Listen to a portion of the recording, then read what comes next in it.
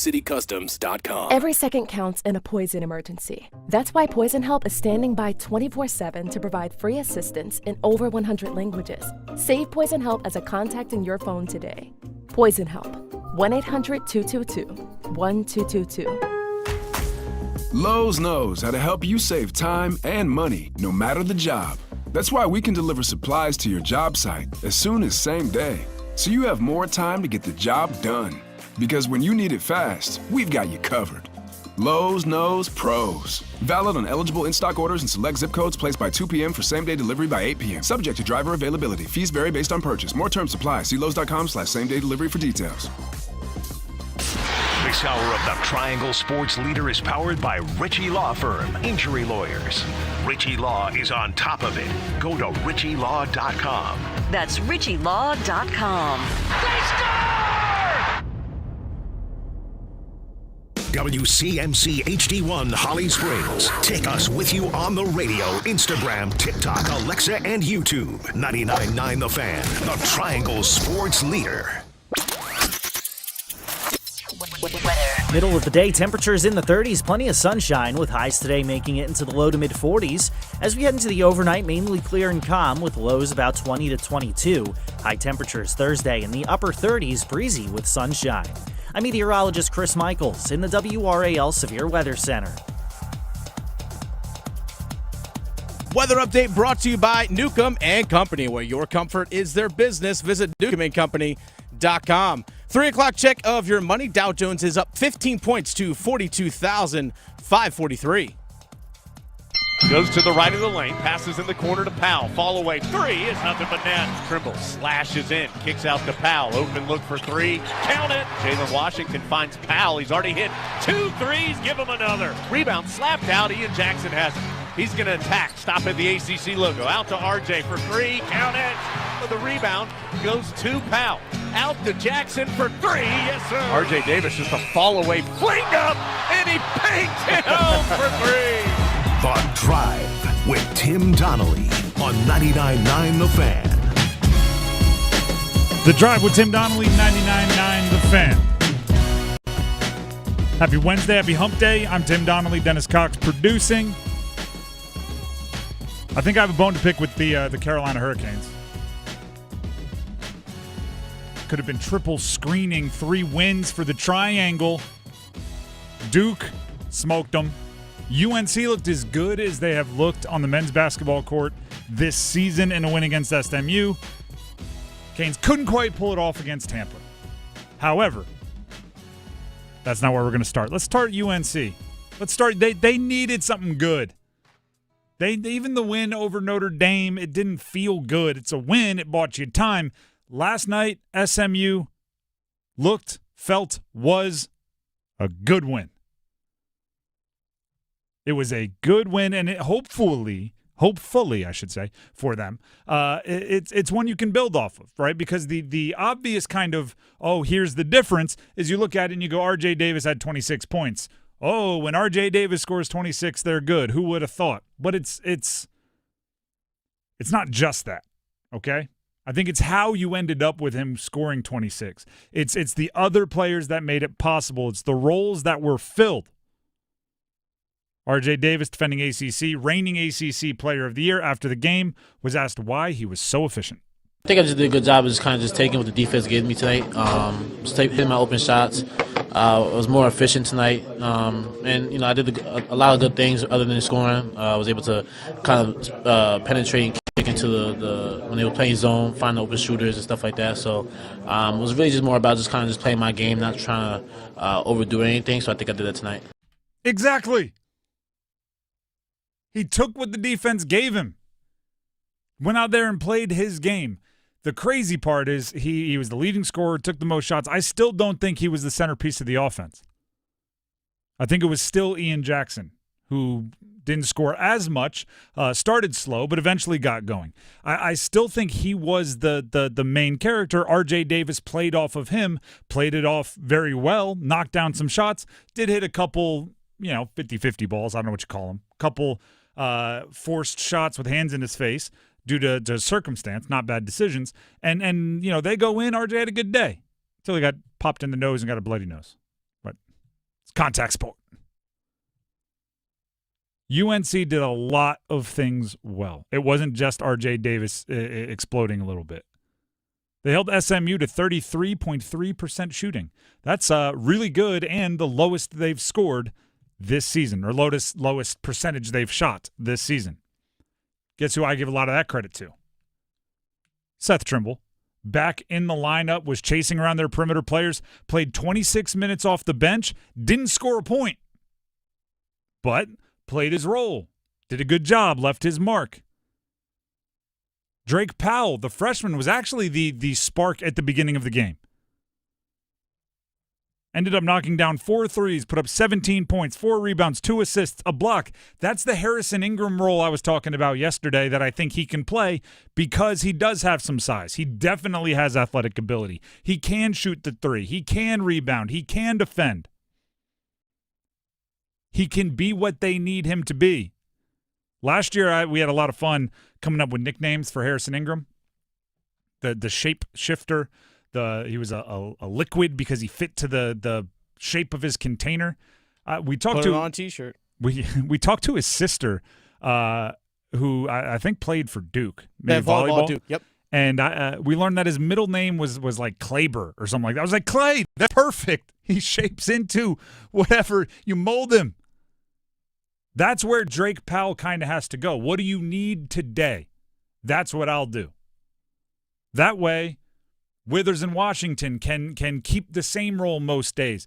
Davis, Jackson, Trimble, they can keep their role because whatever they need me to do, I'll do, says Drake Powell. It was actually a perfect example last night.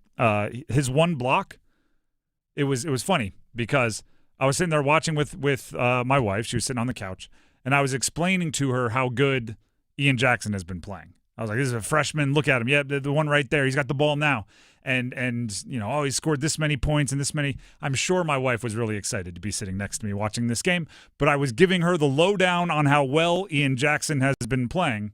And on cue, Ian Jackson drove to the bucket, missed the layup, and went tumbling under the baseline.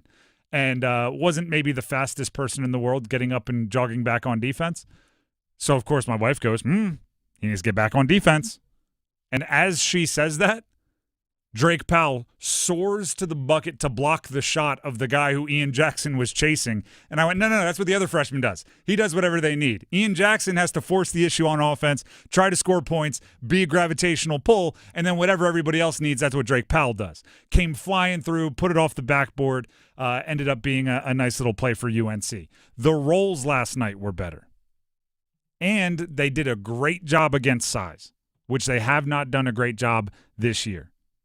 The big guy from Turkey for SMU was working hard.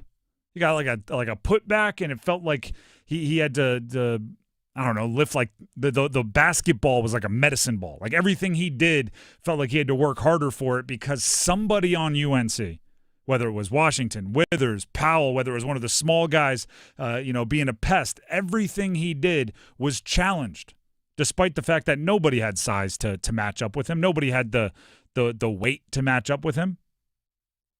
Hubert Davis, their head coach, UNC's, talked about handling SMU size.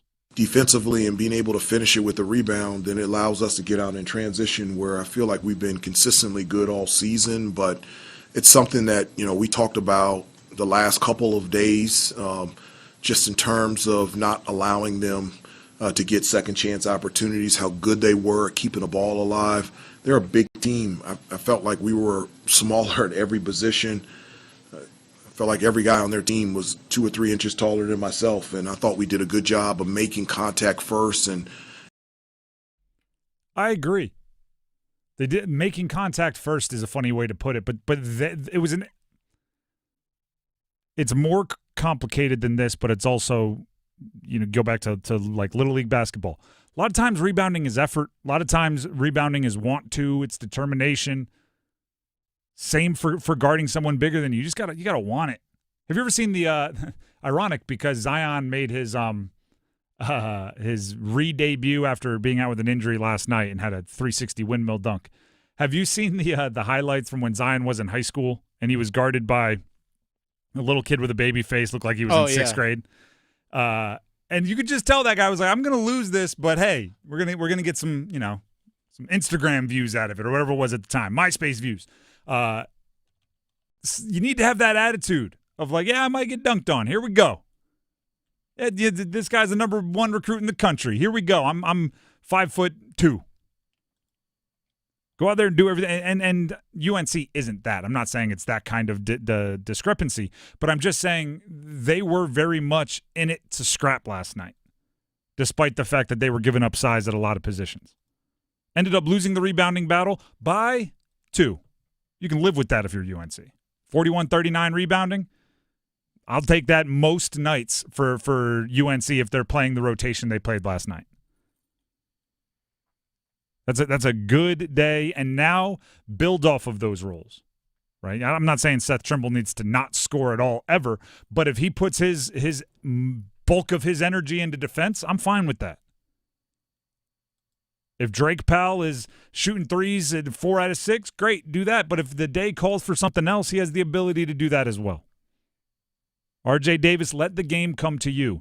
Ian Jackson will stir it up enough that the ball will find you in openings, and then just knock down the shots like you've been doing for the last, 27 years in Chapel Hill? He's been there a while.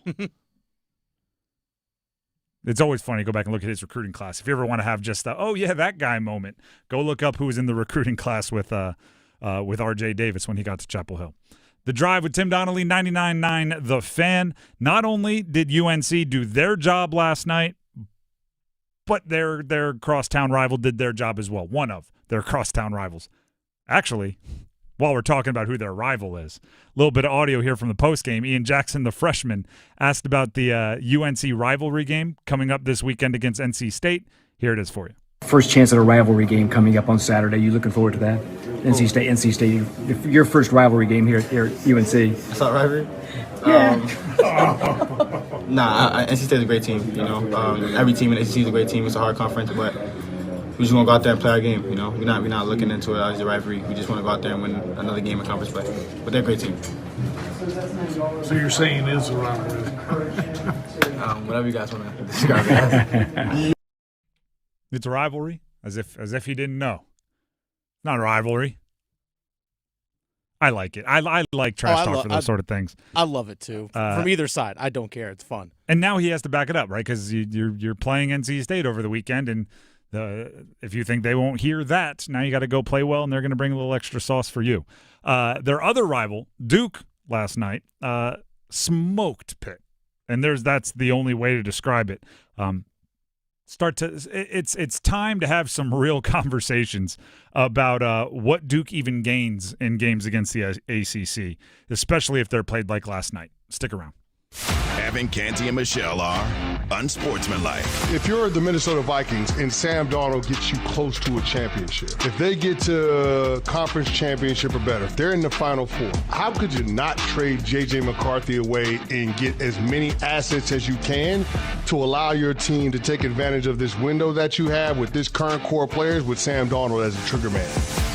Mornings from 6 to 9 on 99.9 The Fan, the Triangle Sports Leader.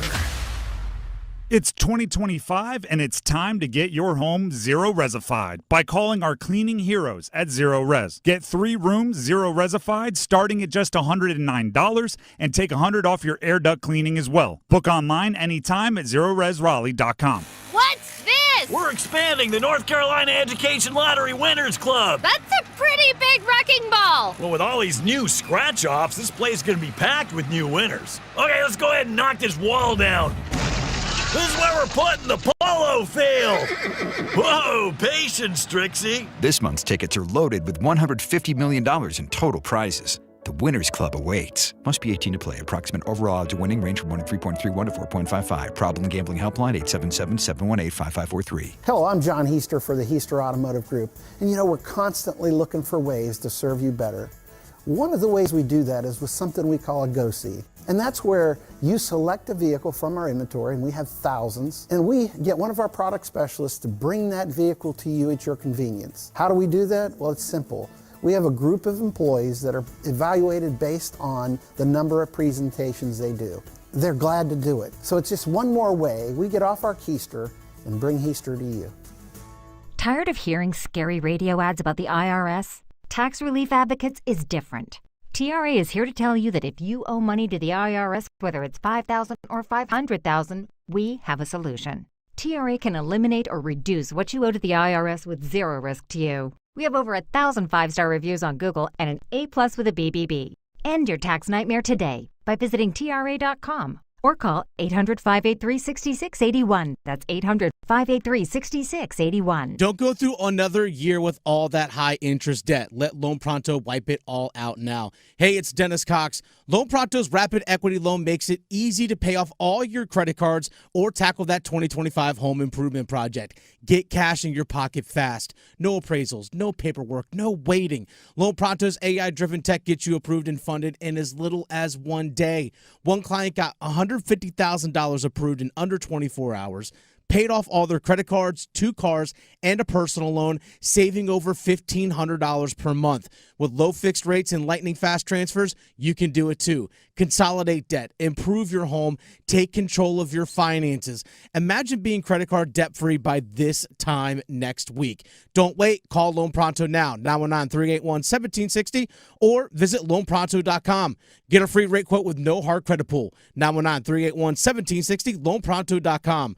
Equal housing lender, NMLS 1661781, subject to lender approval, NMLSconsumeraccess.org. Bounces one inside. Cooper stole it. Cutting in front. A chance to run. All the way to the other end. A dunk of a lifetime. And he's fouled. My goodness. Cameron in a frenzy. The Drive with Tim Donnelly, 99.9 The Fan. The dunk of a lifetime. Actually, this is a compliment to Cooper Flagg, the guy that did the dunking there, posterizing a player from Pitt. I think that would be a dunk of any of our lifetimes. I don't think that's going to end up the dunk of Cooper Flagg's lifetime. Yeah, he's too young. Which just, there are some unbelievable catches that don't make, like, Calvin Johnson's top 10 catches of his career. Like, for us, how could anything be better than dunking on a big man, full court sprint, just screaming and all that kind of stuff? And then it's like, oh, wait a second. He did a spin move two-handed monster jam like 10 minutes later. It's a completely different beast for that guy. And Duke may end up being a completely different beast than even we thought. Yesterday, we described the game, right, as the way the ACC had shaken out to that point, to last night, was Duke, gap, Clemson, Pitt, gap, everybody else. After last night, Duke, big gap, everybody else. Because Clemson lost and Pitt got absolutely worked by Duke. Yeah, Clemson lost to Louisville. So I guess maybe you could inch Louisville up to the top of that everybody else group, but it's a distance between Duke and everybody else. The way they've played this year, that's just observing the facts. Duke beat Pitt 76-47. 47 points allowed is insane. And Pitt didn't score the last 7:59 of the game.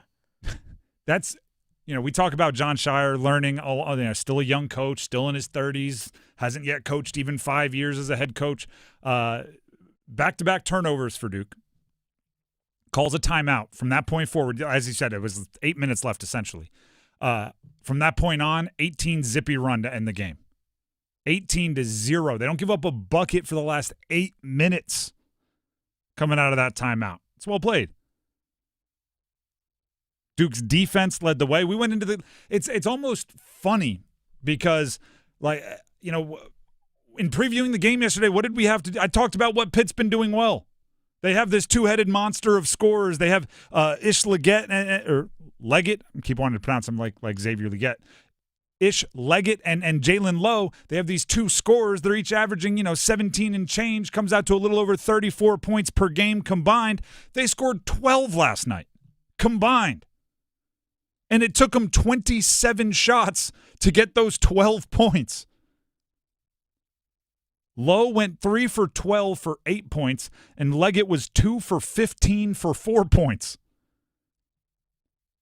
Those were guys averaging over 17 points per game. Like, they're not bad scorers that took a lot of shots. They're good scorers that Duke turned into bad scorers.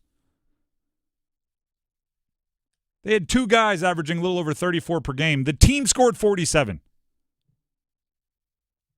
The gap between Duke and everybody else in the conference, the way they've played, not projections, not saying, oh, they have these high recruiting rankings and they're going to be, they should be. The products that they've put on the floor is going to be difficult to navigate for everybody.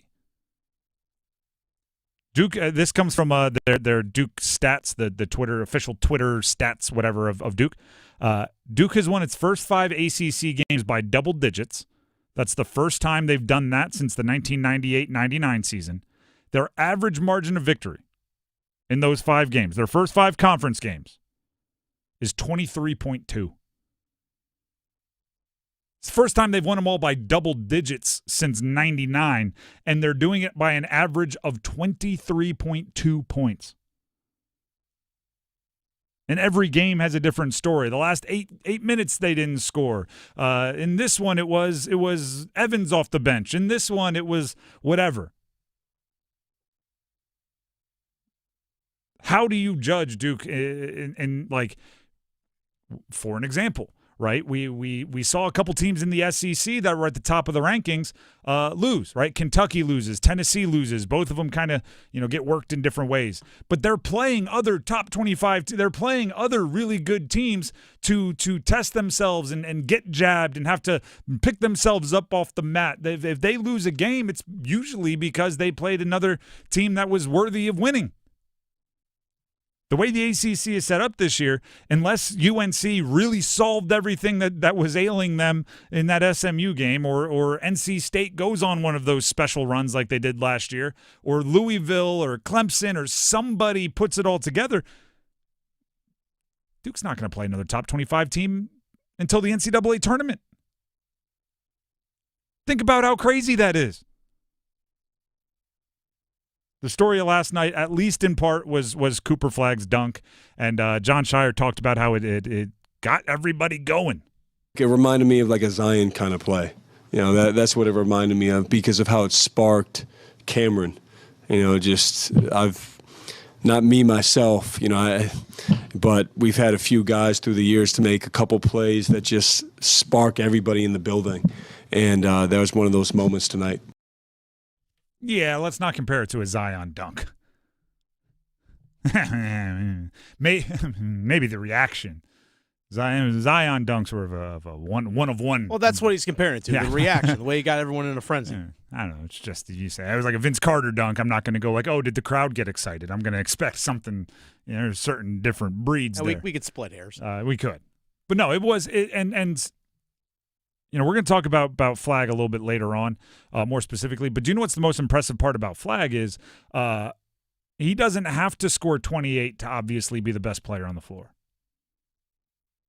Right? He didn't score an insane amount of points last night. He didn't control the usage. Con Knippel got him started scoring, and then they were ahead by so much it didn't really feel like anybody was pressing for anything.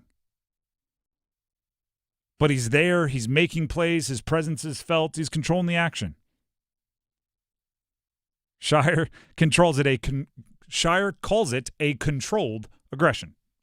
He does get angry. But he's so he's loose at the same time. He loves being in the moment, being in the arena.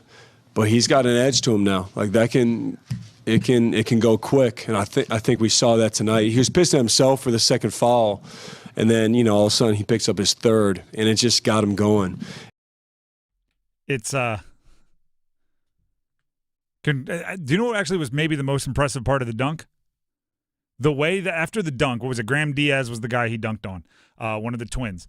Dunks on him, and then just the way that he came off the rim and Diaz kind of walked away, they end up like chest to chest right after the dunk. Now imagine, I give both of them credit here. In Cameron, it's a Zion dunk level of energy in the room, according to Shire, right? He's up in the air. If you go look at the pictures of Cooper Flagg dunking, his face says it looks like a gargoyle. It's just angry as he's dunking it. Hits the ground. They're chest to chest. One shove, one scream, one taunt, one anything. refs are waiting. They want to blow that whistle, right? Because they can sense the powder keg taking place also. Despite being controlled aggression, despite all of the aggression, is controlled aggression. They managed to make it out of there without any issues. The rest of the year, I should say, Duke will get better. I'm not sure we're going to know it. They're young, bunch of freshmen. They're going to continue working. John Shire has to decide how to use the next 2 months. What does he work on? What does he challenge his team to do? The effort they put on the floor last night against Pitt, I'm not sure they lose another game if they put that same effort out every game. So what do they work on? What do they get better? I will say this. There is no reason for Duke to run a 6-man rotation or a 6.5-man rotation once they get in the postseason, because they have 2 months to get more players ready to play. 2 months to do whatever you need to do to get Isaiah Evans ready to play, or to get 8-9 guys ready to roll. That way you can be the freshest team in the tourney. You can be able to withstand injuries. If you remember what happened last year, they essentially worked their way down to a 6-man rotation. Then Caleb Foster got hurt, and it was like, oh, yeah, 5-man, that's not even called a rotation. That's just a 5-man stagnant. So they had to TJ Power and put it together with duct tape and gum. There's no excuse for that this year, because you have 2 months to polish and figure out what you want to get better at. The Drive with Tim Donnelly, 99.9 The Fan. A lot of college talk to get the show started. UNC gets a win. Duke gets a win. Who in the college sports world has earned their way onto our Dean's List? We spread some positivity coming up next. The Adam Gold Show. I don't understand why people can't wrap their minds around that the college football universe is going to be vastly different than it's ever been. We might not recognize it based on what happened last year, let alone 5 years ago. What's to say that Bill Belichick won't be the first of many NFL coaches to take over a college program? The Adam Gold Show, weekdays starting at noon on 99.9 The Fan. Breaking news, and this one is almost unbelievable. Yeah, it's all about new customers at Bet365 because they get $150 in bonus bets guaranteed when they bet $5. And even better, bonus bets can be used on the spread, totals, and player props. There you have it. Bet $5 to get $150 in bonus bets guaranteed. And see why? It's never ordinary at Bet365. 21 plus only. Must be physically located in North Carolina. Gambling problem? Call 1-877-718-5543 or visit morethanagame.nc.gov. Available in app only. T&Cs apply. It's the new year. Time to make a positive change in your life. I went to My Computer Career because I needed job security. Because I wanted a career in cybersecurity. I went to My Computer Career because IT jobs are everywhere. My old job was going nowhere. I went because I didn't want college loans for the rest of my life. Because I wanted a career for the rest of my life. Go to mycomputercareer.edu and take the free career evaluation today. Financial aid available for qualified students, including the GI Bill. 529 college savings plans accepted. Not available in Washington State.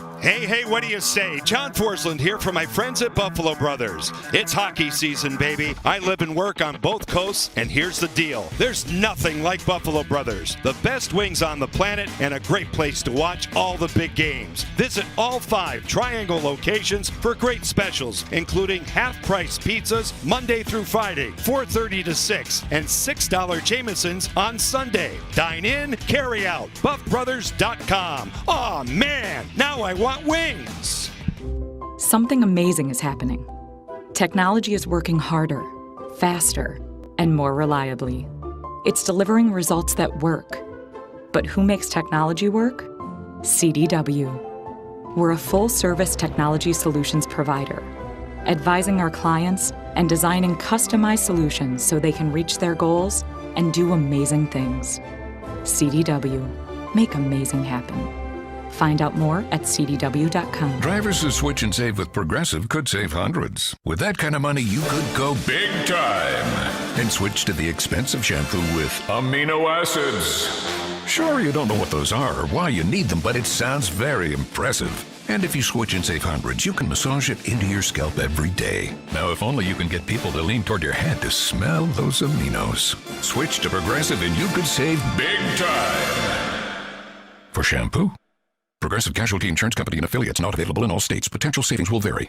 New year, new career. Discover a new role with the Wake County Public School System. We're hiring bus drivers and special education instructional assistants. When you join us, you'll enjoy an inspiring and rewarding role, providing safe school travel and personalized educational support to amazing students. We have new starting wages, competitive benefits, many ways to grow, and more. Lend your crucial skills to the next generation at Wake County Public School System. Apply now at careers.wcpss.net. It'll be Riley Leonard taking himself into the end zone for the touchdown. The Drive with Tim Donnelly, 99.9 The Fan. It's Dean's List time here on The Drive, where we get to highlight some college sports newsmakers, since we are in the mecca of college sports, and give them a little bit of recognition. You've been crushing in the classroom. You've been doing the right things, so we put you on the Dean's List. It's like an honor roll. We good with the music? All right. There it is. Turn the music off. Class is in session. I'll get it started. I'm going to give a shout-out. We talked about UNC basketball getting a big win earlier today. Or they got the win last night. We talked about it earlier today. And I named a lot of Tar Heels. We said Ian Jackson. We said R.J. Davis. We said Drake Powell. We said, I don't know if we said Elliot Cadeau, but we should have. I said Seth Trimble. Said all of the Washington Withers. We said all of these guys. I want to give a special shout-out to Van Allen Lubin, their transfer big, who's maybe not the biggest big man in the world, but he had the tip dunk highlight for UNC. Ball kind of hanging out above the rim, sword in there, got a dunk, got everybody excited. UNC doesn't have a lot of that this year. Seth Trimble has been the guy in the past who's, you see him counting steps and you're like, uh-oh, here comes a dunk. But they haven't had much of that, right? Their big plays are like well executed, getting a hand in the passing lane, tipping it out, sharp outlet pass leading to a driving layup, which is, 2 points is 2 points, but it's not exactly going to get the crowd into it. Van Allen Lubin was not the expected highlight reel. You won't confuse him with Dominique Wilkins. But he did it, so I'm giving him credit. Make a play. Make the highlight reel. This was unintentional, but it does kind of work out nice. Next Dean's List member also made the highlight reels for the wrong reason. Guillermo Diaz-Graham for Pitt. If you missed the dunk by Cooper Flagg, first of all, how? I couldn't go anywhere. Like, you're watching the game on TV, let's cut in and watch Cooper Flagg dunk. You're on Twitter, oh, look at this video. Watch the news, look at this, Cooper Flagg dunk. Just, it was everywhere. Guillermo Diaz-Graham was the guy he dunked on. The big guy for Pitt that was trying to block the shot. I want to be clear. That's what he should be doing. Trying to block the shot? All of the jokes about, like, make a business decision, don't jump, or why don't you slide out of the way? Shot blockers get dunked on. It happens. You start making business decisions, you start giving up open dunks and layups for no reason. Just because you got dunked on doesn't mean it was a bad play. You probably don't want to be reminded of it over and over again, and I'm sure your high school buddies have put it in a couple group chats in the last 24 hours.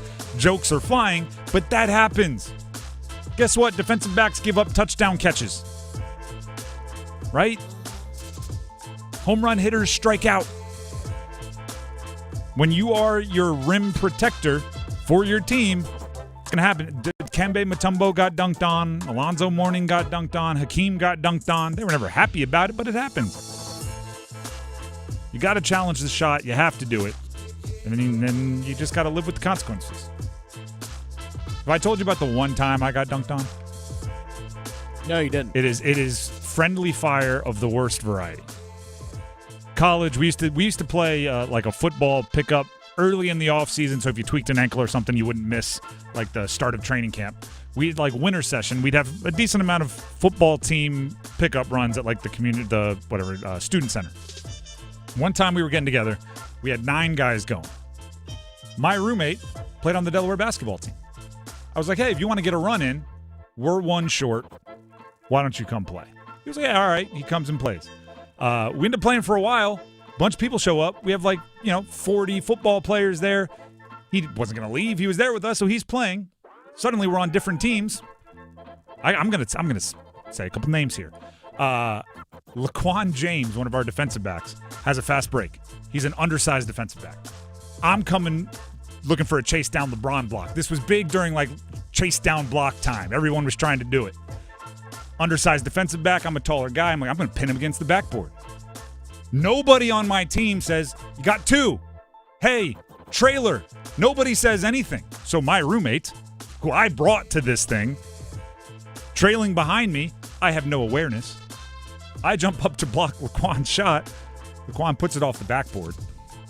And I'm like, that's a really weird-looking layup. As my head tracks the ball, all I see is my roommate's hands catch it, and then I feel his thigh hit me in the back of the head. Dunk. Whole crowd goes wild. He gets to do like the and one Nick Tate thing where you grab the ball and like throw it to the other side of the gym because people are just running onto the court. My own roommate, nobody on my team gave me the heads up. I didn't even know I was about to get dunked on. Shut the gym down. But guess what? Hustling back on defense, trying to stop a fast break. That's good basketball. In a pickup, I would not advise it. But in a real game, you got to try. You have a Dean's List member you want to add? I do. Drake Powell. Thought Drake Powell had a really strong game yesterday for North Carolina. 17 points, 4-6 from behind three.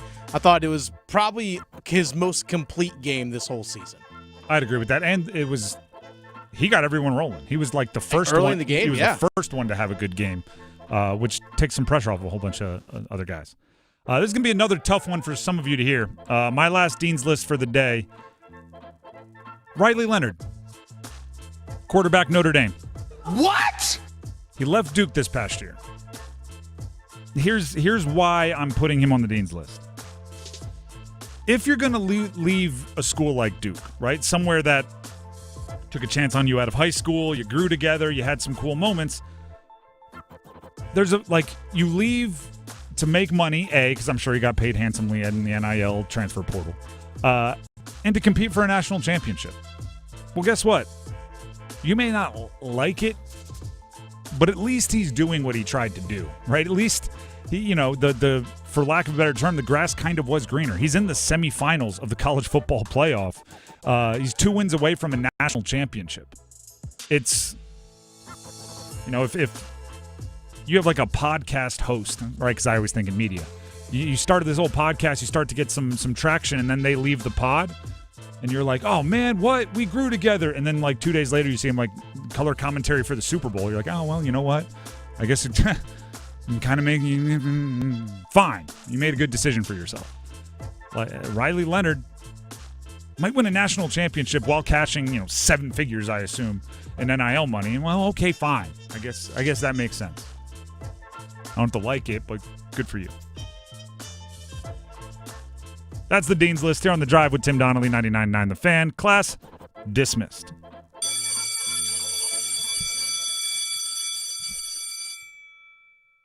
NC State didn't play last night. We've been breaking down all the college basketball ACC action from last night.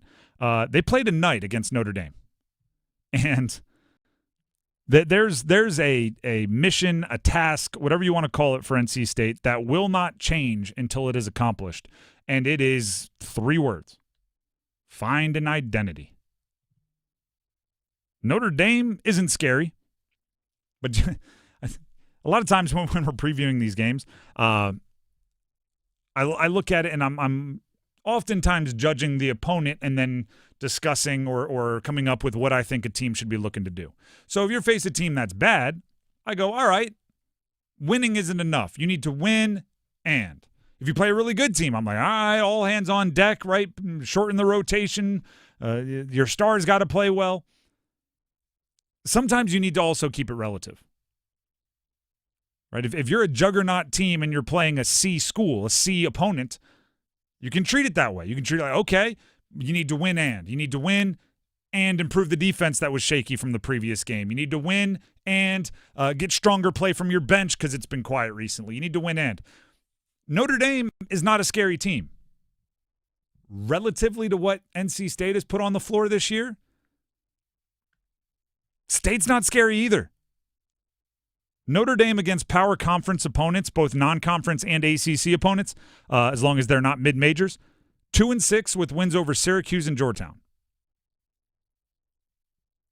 NC State in power conference opponents, both non-conference and ACC, 1-6 with a win over Florida State in overtime. Neither of these teams are getting it done when they play other programs of similar size. So it's really not a win-and game for NC State. It's really not, even though Notre Dame is not scary. Because you're also not scary at the moment. You won't be until you find an identity. You won't be until teams have to game plan to stop something. I pride myself, and I say this all the time, it's like a cliche that I try to live by on the show, not just being a problems guy, being a solutions guy. If you complain about something, don't just complain about something. Talk about how it could be fixed, how it could be alleviated. I'm just going to, be a hypocrite here and say, I don't have an answer for what I'm about to bring up. There is a correct way to use the NC State roster. There is some magical combination of roles and minutes and usage and style of play. There is a correct way to use that roster. I don't have it yet. I watched the have you ever played Sporkle? This is just an analogy here. Get ready for it. I've once. Okay. Sporkle it's kind of a fun game to play if like you and your buddies are, I don't know, hanging out, it could be a drinking game. It's like sports lists, trivia. They'll say like, can you name the top 25 players in NBA history at every stat? And it's just like points, rebounds, steals, assists, whatever. And they'll give you 6 minutes on the clock. You type as many as you can, and then at the end you look for who has the most. And the lists can be as tough or not tough as possible. And the thing that always happens for me, I'm pretty good at it because I am a sports nut, but there's usually one super obvious one. It'll say like, who top passers of the 2010s, and it'll say Pittsburgh drafted in 2004, and I'll be sitting there going, oh, come on. Oh, I can see his face. The motorcycle guy. Come on. Oh, my goodness. Miami of Ohio. It's Ben Roethlisberger, right? Like, but for whatever reason, it's not there. That's what it feels like watching NC State basketball. I'm going, they need to, oh, gosh, what do they need to, who's the, because you just know that what you're looking at, there is a solution there, but you just can't come up with it. Right? On the contrary, watching UNC, right? UNC was struggling in their non-conference schedule, but almost from the beginning, it was like, oh, RJ Davis is drawing too much attention. He's pressing. He's forcing.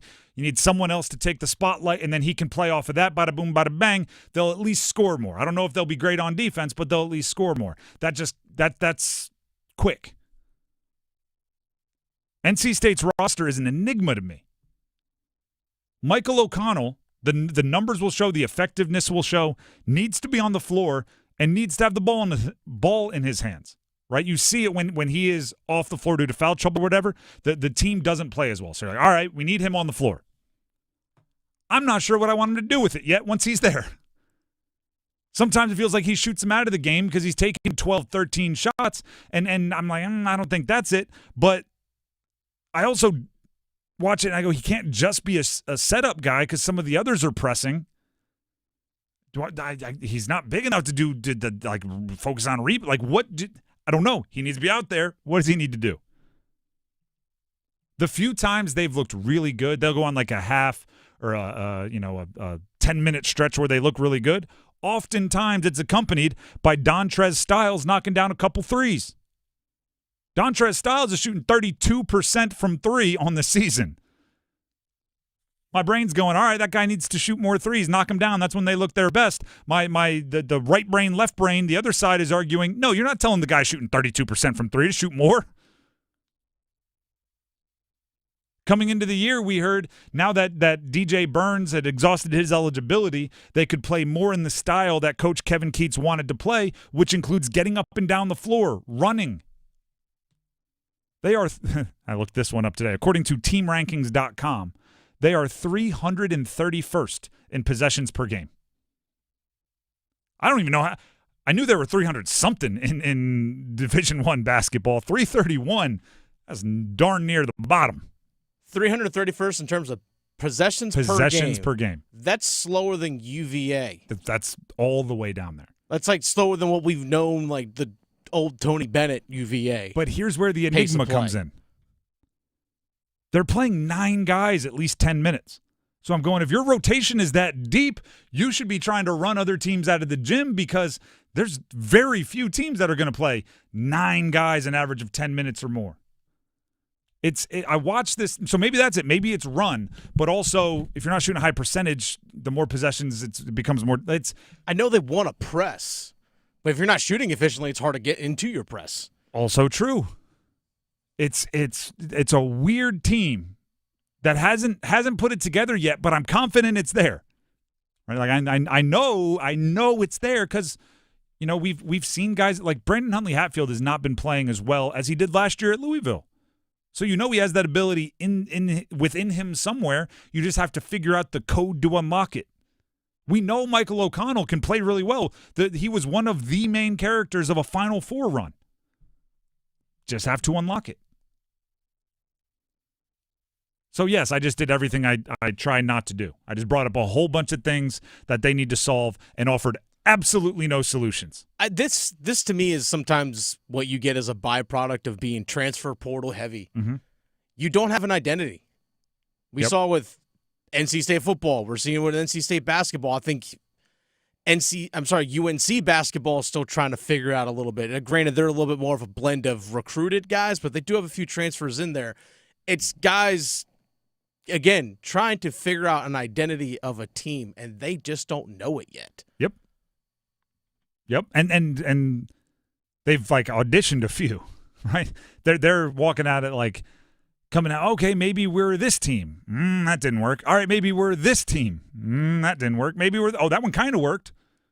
All right, let's tweak it. Never mind, that didn't work. It's a process. And normally I would say a team like Notre Dame, you're like, all right, this is a chance to audition a whole bunch of things. Go try some things. But you got to win the game too, so don't go too crazy. The Drive with Tim Donnelly, 99.9 The Fan. Speaking of you got to win the game, Carolina Hurricanes lost to Tampa last night. In Tampa, heartbreaker. One of those games that felt like they did everything except win the game. The pieces were in place for a really needed, like a very necessary, feel-good team win, go into a raucous opponent's atmosphere, walk away with the win. Svech scored to break the drought, which was good to see. Jordan Stahl, the captain, ties it halfway through the third. Your goalie is playing really well in Kochetkov. Like some of the questions and concerns we've had, that it was all there.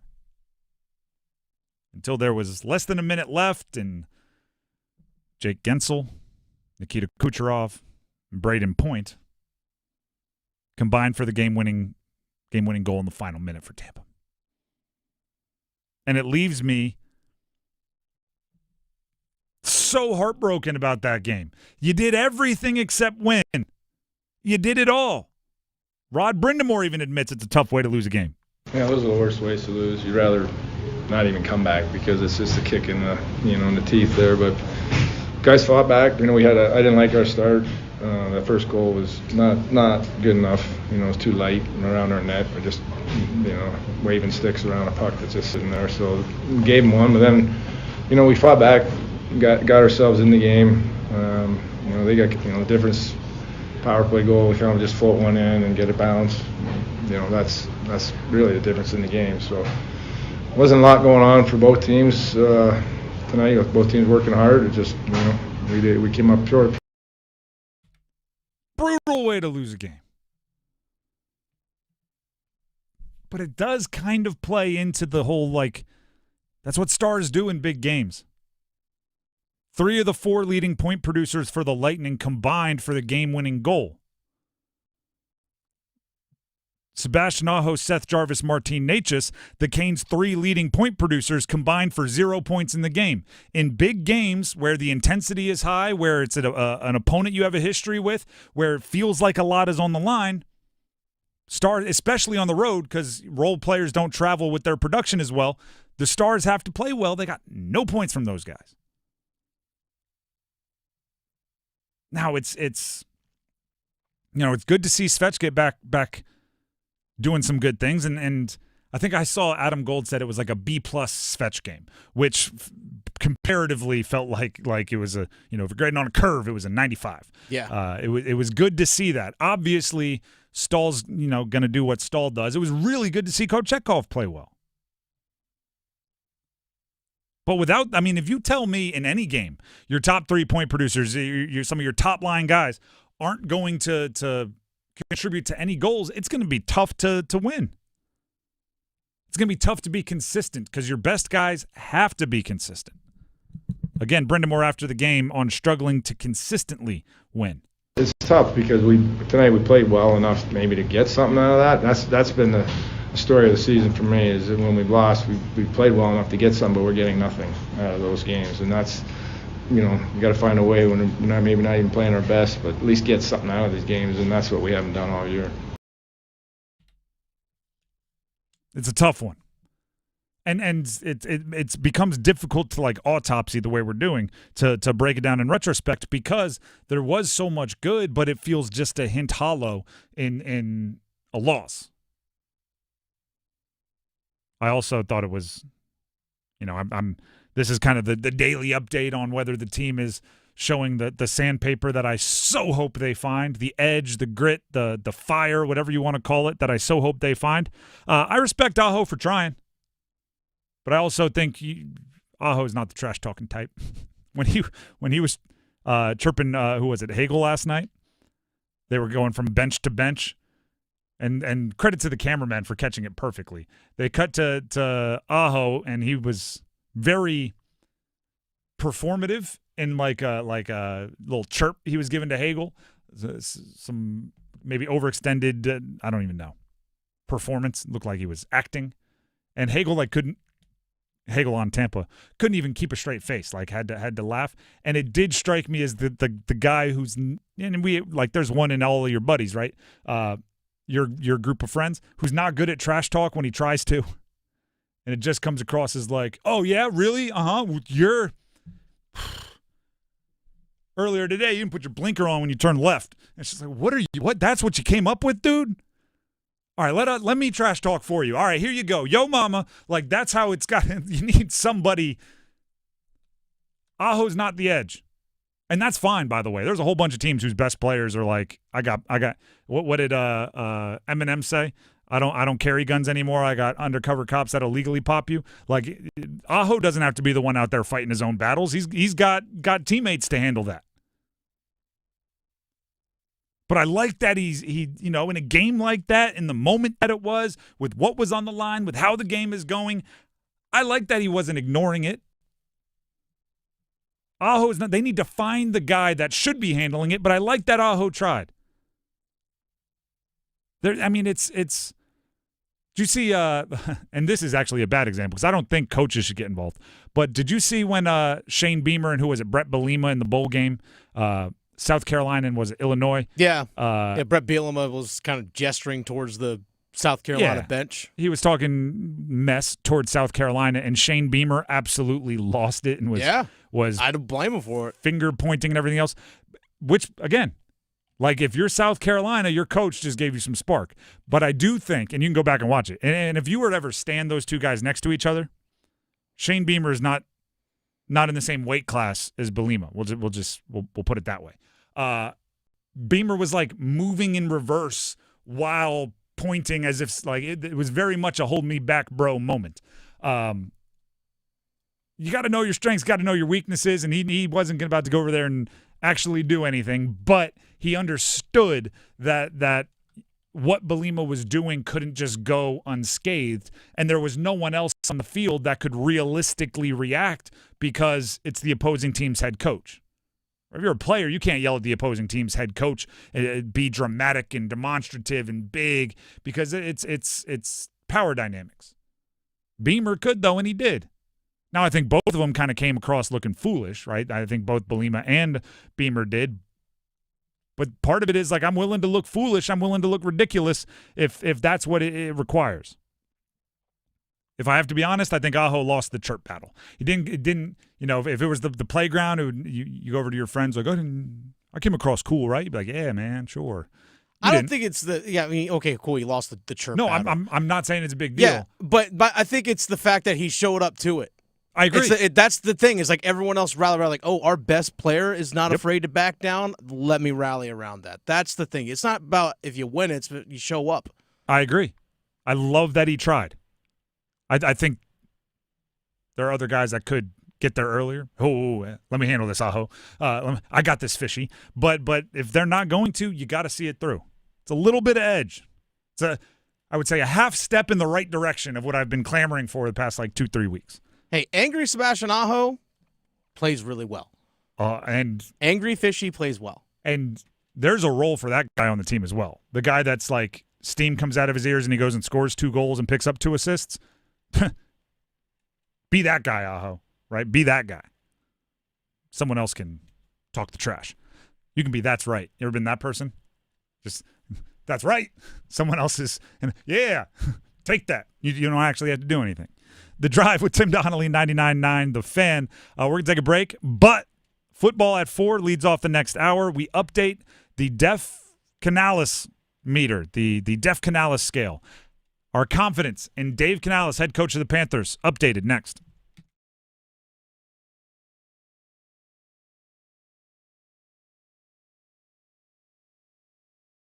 Move your sports day forward. I know it's the NFL's world and we're all living in it, but next holiday season, can we just get a little bit of a breather? I don't need 40-7 blowouts on Saturdays. Put that all on NFL Sunday Ticket. I'll watch it on Red Zone over the weekend.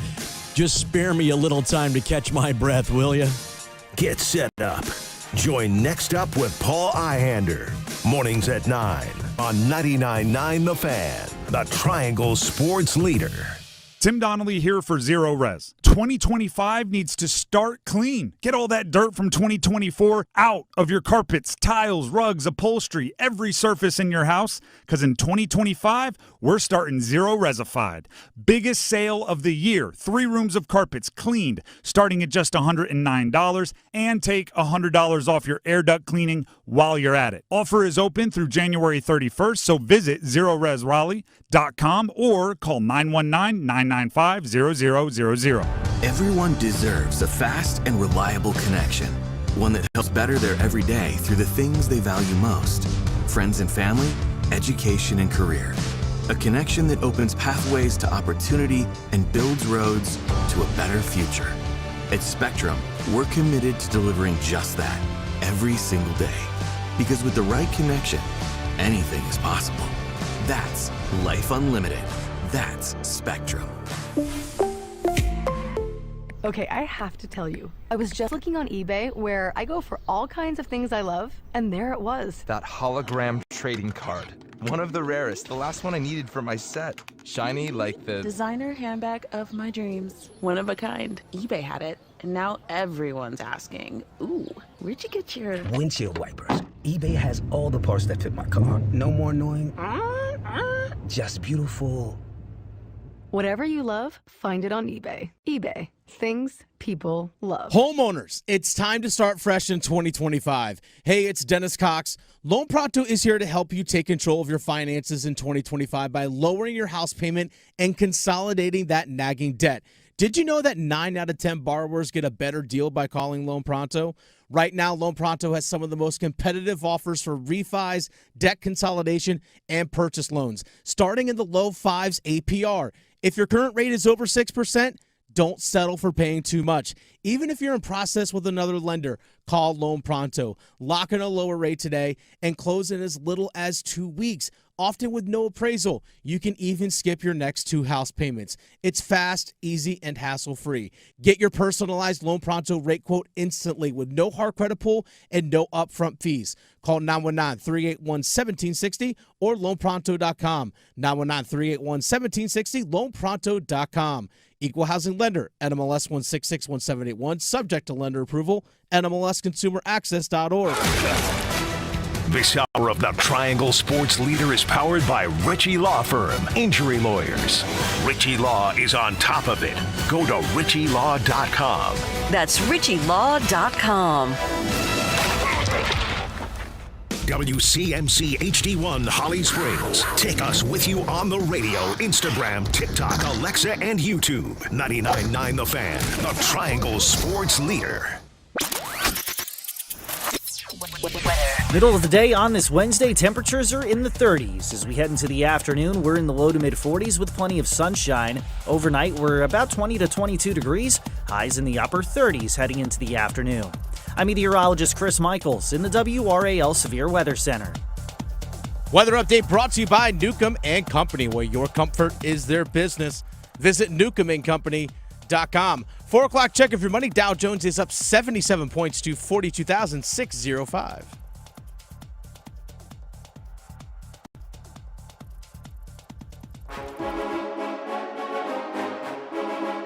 Let's move the chains. Time for Football at 4. Football at 4, brought to you by Wake Med. Today focuses on the head coach of the Carolina Panthers, Dave Canales. We introduced this earlier in the season, and we'll update it right now. It's the DEFCON Nales meter, right? It's like DEFCON Nales. First of all, we need to explain, Dennis, which side is the side that is good and which, because, you always hear DEFCON 5, and that's not actually good. DEFCON 5 is fine. Is good. No everything's threats. great. Everything's gravy. DEFCON 1 is where things are a severe state. Seems backwards, and I feel like most people confuse it. So we have it set right now to 4, which is 1 tick away from no threat at all. You're good, confident, chill, have fun, enjoy yourself. Dave Canales grew a ton this year. There's still a long way to go. I thought about, yesterday we had a conversation, we updated the Bryceometer. I think in a lot of ways, you could take that segment and just do the answering machine thing, right? You have reached, and then you just record the name, Tim Donnelly. They are not available right now. Please leave a message for Tim Donnelly. If you just overrode where we said Bryce Young yesterday and put Dave Canales, right? The amount that Dave Canales has improved from the first 2 weeks of the season to the last week of the season is insane. The confidence level in the first 2 games for Dave Canales was non-existent. In the last week, in the Sunday win where Bryce Young had 3 touchdowns and 2 rushing touchdowns, on one of those touchdowns, they had the right tackle out in a route. He was running a receiving route. The right tackle, Brady Christensen. Dave Canales' confidence shot through the roof. The Bryce Young glow-up is getting all the attention. I saw elsewhere on ESPN Radio, Harry Douglas had Bryce Young as his number 1, up, right? He puts a list out of players that are doing good. Bryce Young was number 1. The Bryce Young glow up is getting all of the attention. Dave Canales' was almost as impressive. The difference in the struggles of Bryce Young early in the first month of the season versus the swagger shown in the last month of the season is really only matched, in my opinion, by the improvement in Dave Canales from the first month of the season to the last month of the season. They truly struggled together. Now, Dave Canales didn't get benched, mostly because you don't really do that. But they really did kind of glow up together once Bryce Young came back into the lineup. And I'm not even talking, when I say Dave Canales, improved and showed all this dramatic difference from then to now, I'm not talking about the big picture stuff of, stick to the run or be optimistic every day. I'm talking about setting up individual plays in your offensive play calling and knowing the timing to call them, which is So important when it comes to offensive minds, right? It's not just having a great play sheet, right? Everybody's got that laminated Denny's menu that they walk around with on the sideline when they're calling plays. It's not just having awesome plays on the Denny's menu. A lot of it is, when do you call them, right? The perfect counter works when it's set up. Gets your running back lit up when it's not set up, right? If you have linebacker flow going over the top and it gives your guards a chance to get to the second level and put a hat on the linebackers and create that seam, boom, Chuba Hubbard, off to the races. If you haven't set it up enough and those linebackers are staying home, now your guards can't get out there and make the block. Chuba Hubbard gets the ball and boom. If he does an excellent job, he falls forward for a gain of 1.5. Dave Canales improved a ton. To go on to that point, I don't know how this popped up. Social media algorithms. My Instagram algorithm knows how much of a weird NFL historical fan I am. There was one time, where Tom Brady, Peyton Manning, and Drew Brees were teammates. It was the AFC Pro Bowl the AFC Pro Bowl team in like 05 or 04. When Brees made his only Pro Bowl with the Chargers. It was Brady, Brees, Manning. And they were being mic'd up during that game because I guess they sensed the historic nature. And they talked about the playbook, and Brady basically looked at him and he just said, yeah, we all run the same plays. We just call them different things. Think about that, right? These are the Peyton Manning offense with Tom Moore and all of he's up there changing everything at the line of scrimmage. Tom Brady, which at that point had won 3 Super Bowls, but most people were like, it's a great defense. And the offense, like he hadn't quite done the Randy Moss years yet. And Drew Brees was, just trying to hold off Phillip Rivers from taking his job. And their offenses featuring different positions, we all run the same plays. We just call them different. It's still kind of true.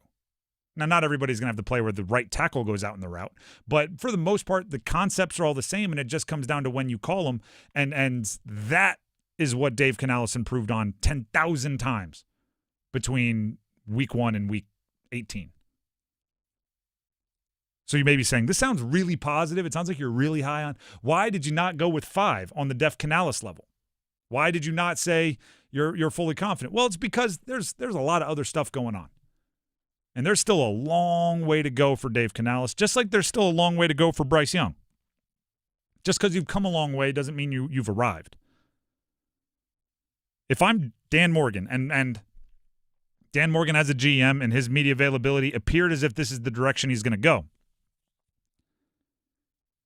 Dan Morgan needs to take the offseason by the horns. He needs to say, this is my time, right? Dave Canales, you run the season. I run the offseason. Let me handle the draft. Let me handle the free agent. I will come to you for your advice. We'll collaborate, but this is me. You go watch some film. You go ask yourself some tough questions about your team and that you just ran. Why did you abandon the run in this game? Why was the offense so much more effective when you were forced into the 2-minute drill tempo? Right? And could you bring some of whatever was working in the 2-minute drill tempo to the second quarter of a game with 8 minutes left? Did you use Xavier Legette in the correct ways to get him the ball in space when he was healthy? Like, have those hard questions, because I think in a lot of ways you're going to watch and go, yikes.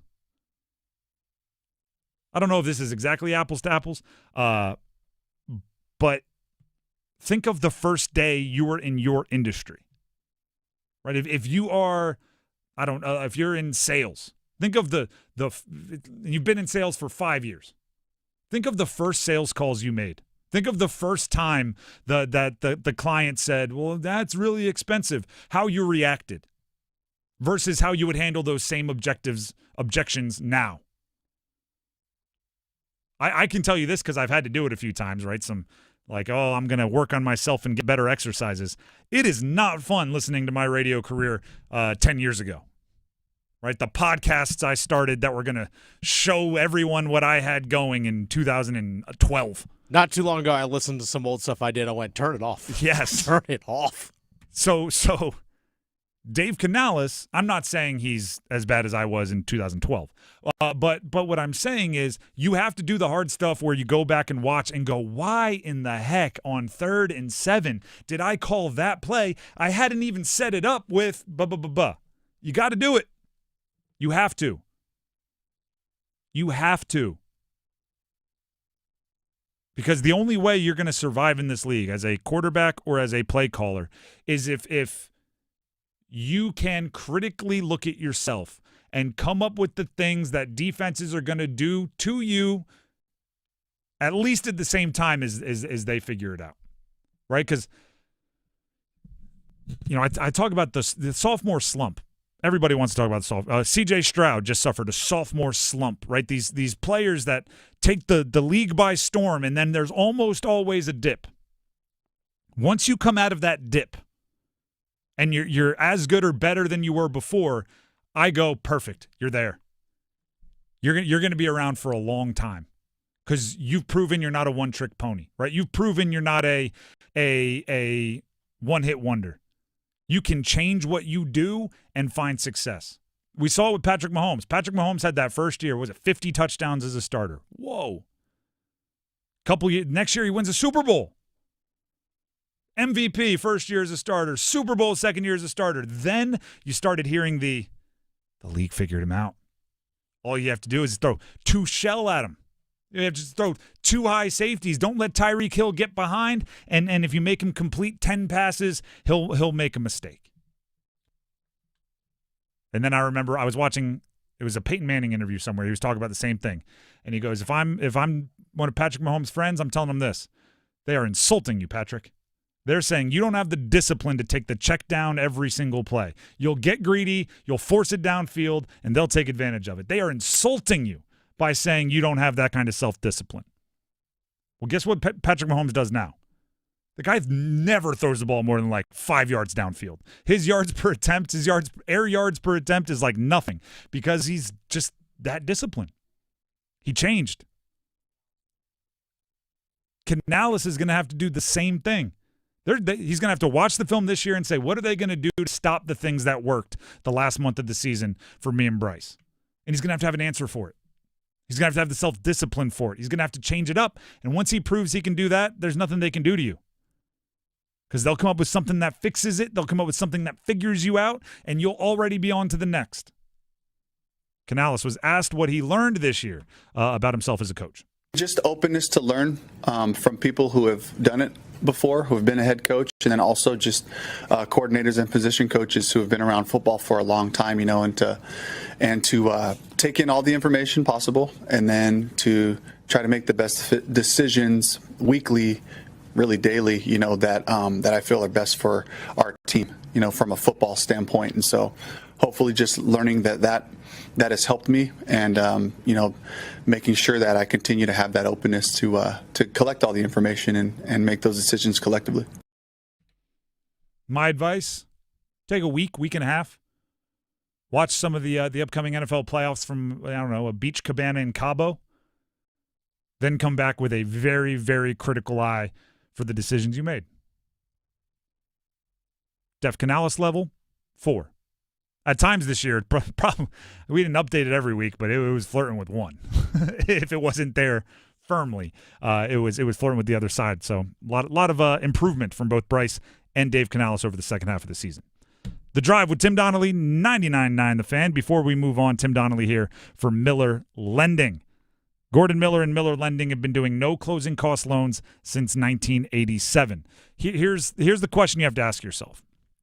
When you sign up for a 30-year loan, what are the chances you are actually going to be in that house, making those same payments, no refinances, nothing, for 30 years?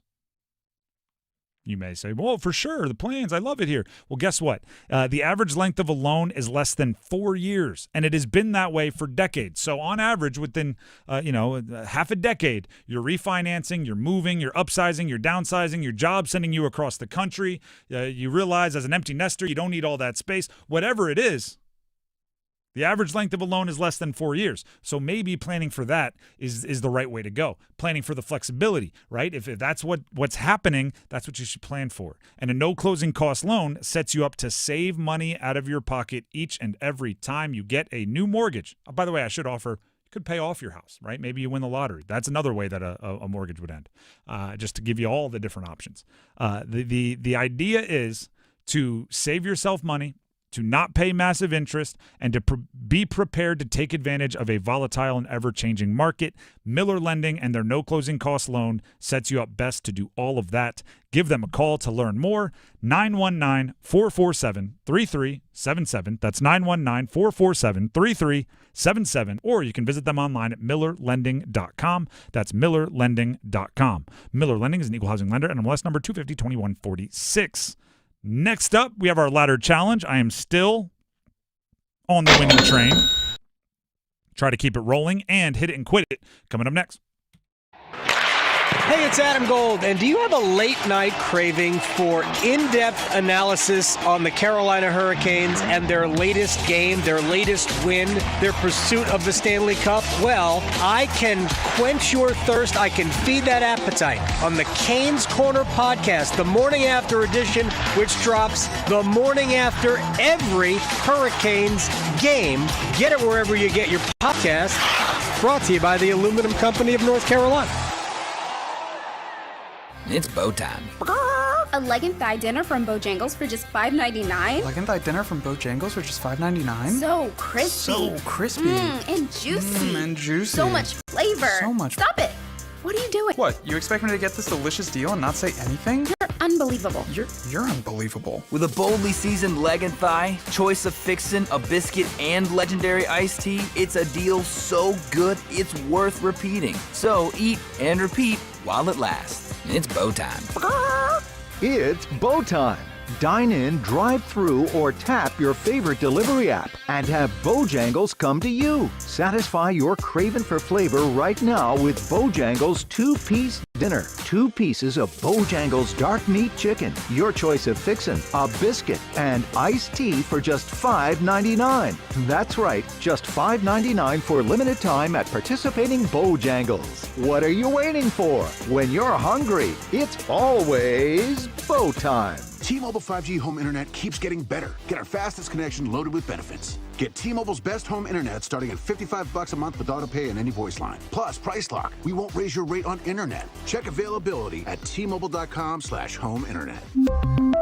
Exclusions like taxes and fees apply. Guarantees regular monthly rate plan price of fixed wireless 5G internet data with qualifying service. After $15 bill credit with postpaid voice line plus $5 a month without autopay with debit or bank account. Regulatory fees included for qualifying accounts. $35 connection charge applies. Speeds vary due to factors affecting cellular networks. Welcome to Staples. I am so pumped. My business is going to kill it this year. Awesome. How can I help? First, a new computer. With Staples Home and Office Hot Deals, you save big on tech. And new posters. Save on custom printing, too. And, a new chair? A chair? Who has time to sit? Maybe all your new clients? Now you're talking. With Staples Home and Office Hot Deals, you'll find huge savings on custom prints, storage, chairs, and tech. And now save up to $175 off your print order. Exclusions apply. Visit staples.com/print for details. Ends 2/1. Hey, can you blow up some balloons for Jack's party? I can't. I'm so congested. You need Sinex Saline from Vicks. Sinex Saline Nasal Spray. Yeah, just Sinex. Breathe.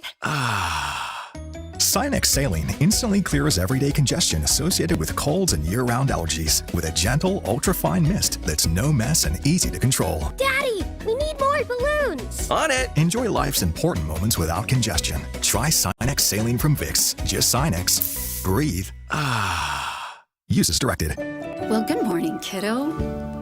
I love that you're home from college. I've missed you. Still taking your Nature Made vitamins? Every day. A multivitamin and a probiotic. You better be taking yours. Still looking out for me, Mom. I'll never stop. Made to care for you every day. Nature Made, the #1 pharmacist-recommended vitamin and supplement brand. Find us in the vitamin aisle, based on a survey of pharmacists who recommend branded vitamins and supplements. Levitt barking out an audible, now settles in the pistol. Scattaboo behind him, 4th and goal, snap. Scattaboo hit in the backfield. Feet keep moving, and he is going to be stopped right at the 2-yard line. He broke the initial tackle, and Texas comes up with its third stop on 4th down. The Drive with Tim Donnelly, 99.9 The Fan. We'll look at the CFP, which semifinals get started tomorrow in a second. First, we have to settle our own competition, or I should say continue our own competition. The ladder challenge, gambling challenge between Dennis and myself. Every month, we line up $10 to start. You bet it on what we call a likely to win bet, something between minus 500 and minus 1,000 odds. If you win, you take the full stake, the full payout, the full winnings, all of it, roll it over to another likely to win bet. If you keep it rolling for the entire month, you'll make a whole bunch of money. Whoever has the most at the end of the month is the winner. As it stands right now, I am up to $18.38 after, you want to talk a no-sweat winner? I had Duke minus 4.5 over Pitt last night. They won by, 7-8 times that, something like that? Yeah, they won by a lot.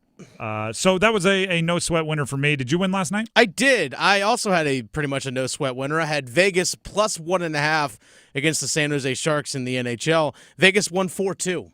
Yeah, so that's why we call them likely to win bets. So I am up to $13.10 now. I am, for the first time in my ladder challenge career, and this is how embarrassing it is, how bad I've been at this, I'm looking to double my money. If I win my bet today, I will have $21.72. Look at you. And to do so, fingers crossed, hopefully. I'm gonna kind of I'm gonna pretend I'm a Dennis Cox style bettor today. Oh, okay. Going a little hockey? Going hockey. Oh, look at you. I'm taking a good player on a pretty good team against a bad team that gives up a bunch of goals to go over in shots on goal. Look at you. It is just it's the Welcome roadmap. to the dark side. Nathan McKinnon, 3 or more shots on goal versus Chicago. Minus 550. That'll take my $18.38 to $21.72. You have to. Chicago. They're one of the top 5 worst in the NHL at goals allowed per game. So if there's a feeding frenzy, McKinnon's going to be involved. 3 or more shots on goal. There's the bet. Okay. Shots on goal. Alex Ovechkin, 2 or more, minus 650. Pretty simple. Washington's taking on Vancouver. Should be a heck of a hockey game if you are an NHL or just a hockey fan. Not exactly it's a heck of a game. Not exactly Chicago. Little different quality of opponent, but one less shot. That 13-10 would turn into 15-10. But that's also the thing about it, is because if Washington's in a close game, Ovechkin's going to be out there a bunch. True. Shooting a lot. True. It's Ovechkin is, I don't want to call it a broken record, but sometimes it's like, that's not a replay. That is the same play 4 minutes later. It's just he gets to his spot, and he's pretty darn good at it. He's played in 24 games this season. He has 93 shots on goal. He came back from an injury and had 4 goals in 5 games. Broken fibula. Which is, I sold it short. He Yeah. came back from an injury. It could have been a thumb sprain or a broken fibula. And he had 4 goals in 5 games. It really does make it tough for other people to say, like, well, we had 5 days off, a little rusty coming back. It's like he broke his fibula, and he came out scoring goals. Now, the Russian machine does not break. It breaks, but then heals itself pretty quickly. Yeah. The Drive with Tim Donnelly, 99.9 The Fan. We'll update you tomorrow on the ladder challenge and hopefully keep building our chip stacks. Now it's time for Hit It and Quit It.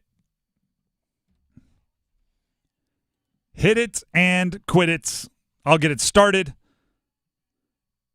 College football playoff starts tomorrow. 7th-seeded Notre Dame, 6th-seeded Penn State, although the way they did the seeding, the seeds don't matter at all. It doesn't even indicate how good you are because they weren't in order of best teams. This is a fascinating matchup for me. Notre Dame, Penn State, for this reason. One is a great college team. One is, I would say, a pretty good college team filled with NFL talent. And by the way, it's perfectly kind of displayed by their quarterbacks. Riley Leonard, to me, that's a great college quarterback.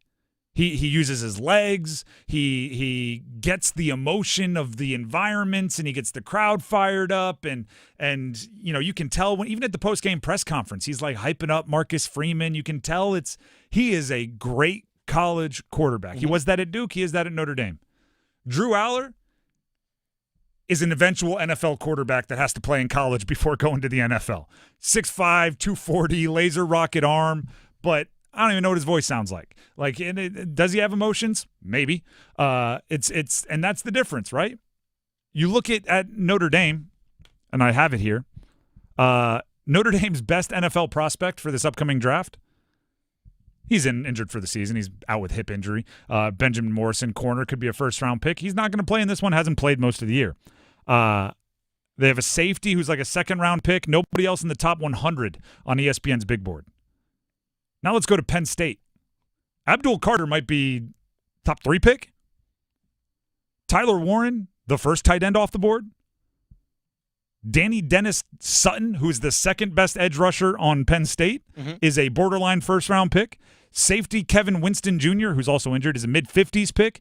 Nick Singleton, their running back, expected to be a day 2 pick. Safety Jalen Reed, a second-day pick. It's one that, I don't think the teams are that different. I think it's going to be a very close game. I think their ability in college is very similar. One of them just has more raw talent, and one of them kind of has the college fits the game style more, which is a fascinating way to look at a game. It's going to be one of the, I think Notre Dame could win, and then 15 years we look back and we're like, how in the heck did that team beat a team with, and you list all these 10-year NFL pros how? Although I do Love, the running back for Notre Dame. He's not eligible this year. I think he'll be an NFL running back. Anything you want to add about Notre Dame, Penn State? I think it should be a fun one. To me, it all comes down to Riley Leonard and his legs. That's really where it comes down to me. Penn State has good rush defense, so I don't know if they'll get the run game going unless it's Riley Leonard on the move. Let's quit that. Let's hit this. All right, a couple teams we're not shocked to see in the college football playoff this week. Texas and Ohio State, because it's Texas and Ohio State, these big national brands. You talk about filled with NFL talent and stars all over the place.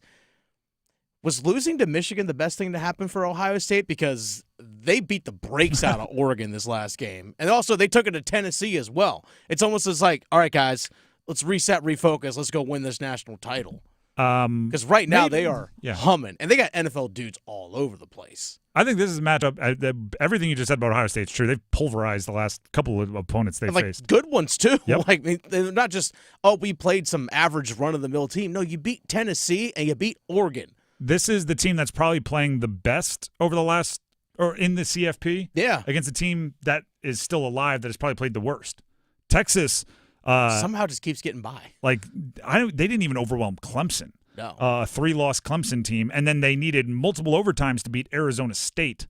So they're limping into the semis. Meanwhile, Ohio State's driving a semi-truck, coming through, just looking to light people up. Weird thing is when I've watched Texas play this season, just a few games, just watch on TV, just like anyone else listening is.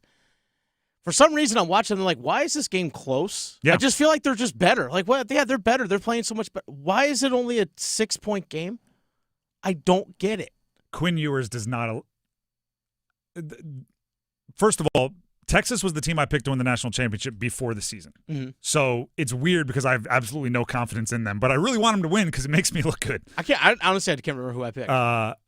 Quinn Ewers, I picked based on he's going to be full of moxie. He's the guy with the blonde mullet that was the number 1 recruit in the country that skipped his senior year of high school. This is the dude. He's out there looking like he's just trying not to make a mistake. I need him to cut it. He's playing like he sees Arch Manning in the rearview mirror, going I don't like this. I need him to just cut it loose and not let teams hang around because Texas is talented. Ohio State more talented, but you get what I'm saying. Jeremiah Smith, the wide receiver, freshman. For Ohio State? Yeah. Multiple people that covered the draft, including Mel Kiper. He'd be the number 1 overall pick in this year's draft right now. Yeah. Unironically compared to Julio Jones as a comp. The guy's just turned 18 years old. I would guard him with your best cover men. Let's quit that. Let's hit this. You like that? You like that? I want to skip to some Belichick news we have going on here. Oh, yeah, we do, actually. There's a lot of different things going on revolving Bill Belichick right now. When Bill Belichick was announced as the head coach of UNC, what did we say? This is going to make UNC the center of the sports world for a little bit, right? Like nationally, eyeballs and spotlights and magnifying glasses are going to be focused in on Chapel Hill that have never been there. They're finding a little bit of everything. Tom Pelissero of the NFL Network reported earlier today that teams in the NFL have inquired about Bill Belichick. Maybe, are you sure you want to do the college football thing, or would you maybe be interested in coming back to your old league, including the Raiders and Tom Brady, their minority owner, who has had conversations with his old coach in recent days. Again, according to the NFL Network and Tom Pelissero. And then, so that right there is like a little boom, little mind explosion. I would answer this. Bill Belichick went to 3 schools outside Charlotte, 3 high schools outside Charlotte yesterday. Doesn't strike me as somebody who's not 10 toes down all in on the college football thing. I'm not worried about him leaving.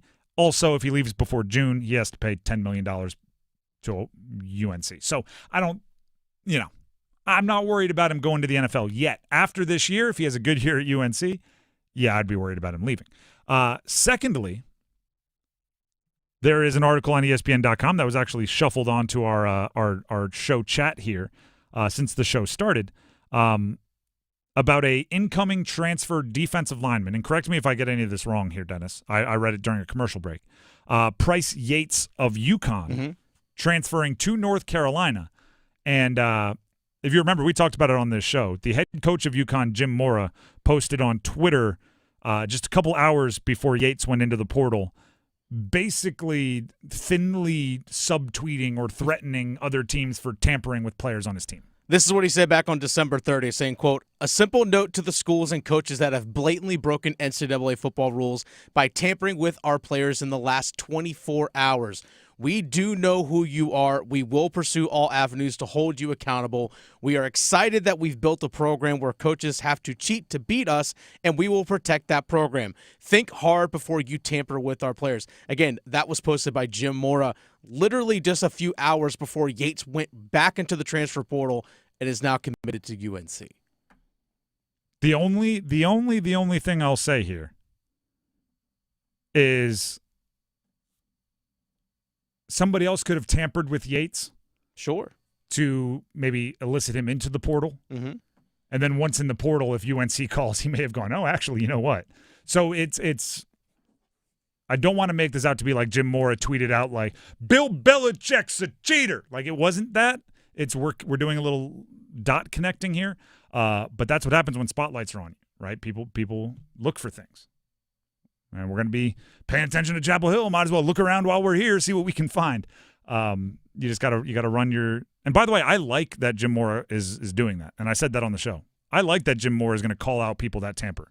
I wish coaches would do it. Exactly, and now we need Jim Mora Jr. and UConn to run a squeaky clean program so they can call others out without worrying about the eye for the eye, tooth for the tooth. If they can do that, clean up the sport a little, I would love it. So. I want UNC to be as good as anybody, right? I love when there's good, all the sports teams in our area. It's more fun to cover good teams. But if they did something a little shady, I have to be in favor of it being caught. Not saying they did or didn't. I'm just saying if they did, I'm in favor of it. By the way, Pat McAfee of the Pat McAfee Show on ESPN earlier today discussed the whole news about Bill Belichick, NFL teams inquiring. Here's what Pat McAfee had to say earlier. Even the people that didn't want him to become a coach for their team were saying, this is wild that he can't get an NFL job.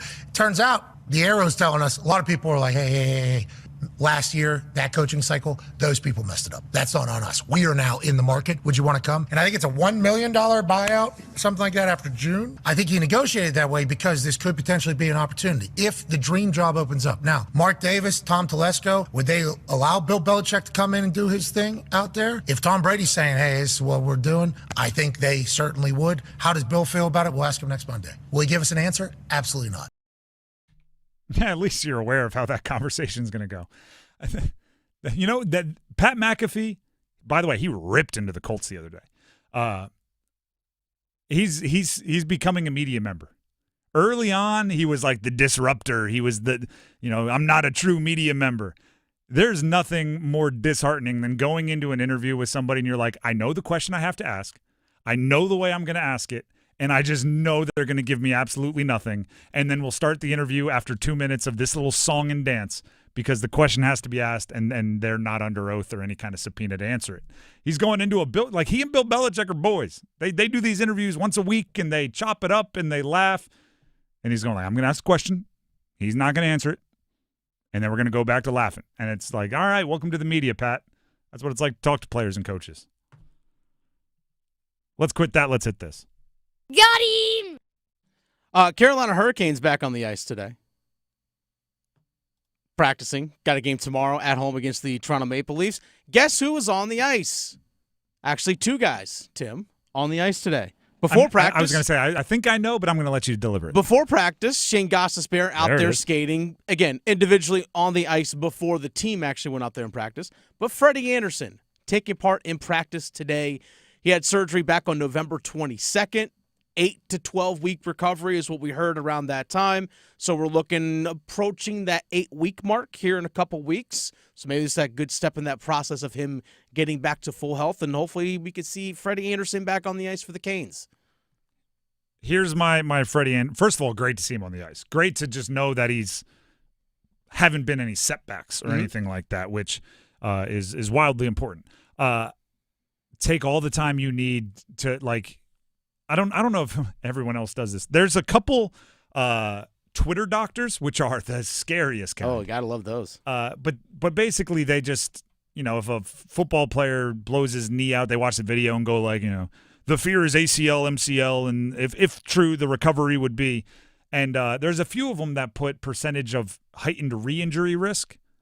And it's like if you come back 4 weeks after a high ankle, the re-injury risk is, 25% higher. If you come back 6 weeks after a high ankle sprain, the re-injury risk is down to 10. Take whatever time you need to get that re-injury risk number low. Freddie Anderson is important to the Canes. We've seen that in the time he's spent out over the last couple of years.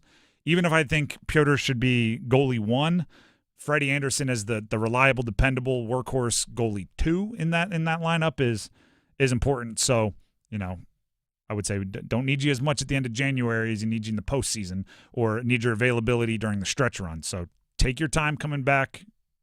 No setbacks.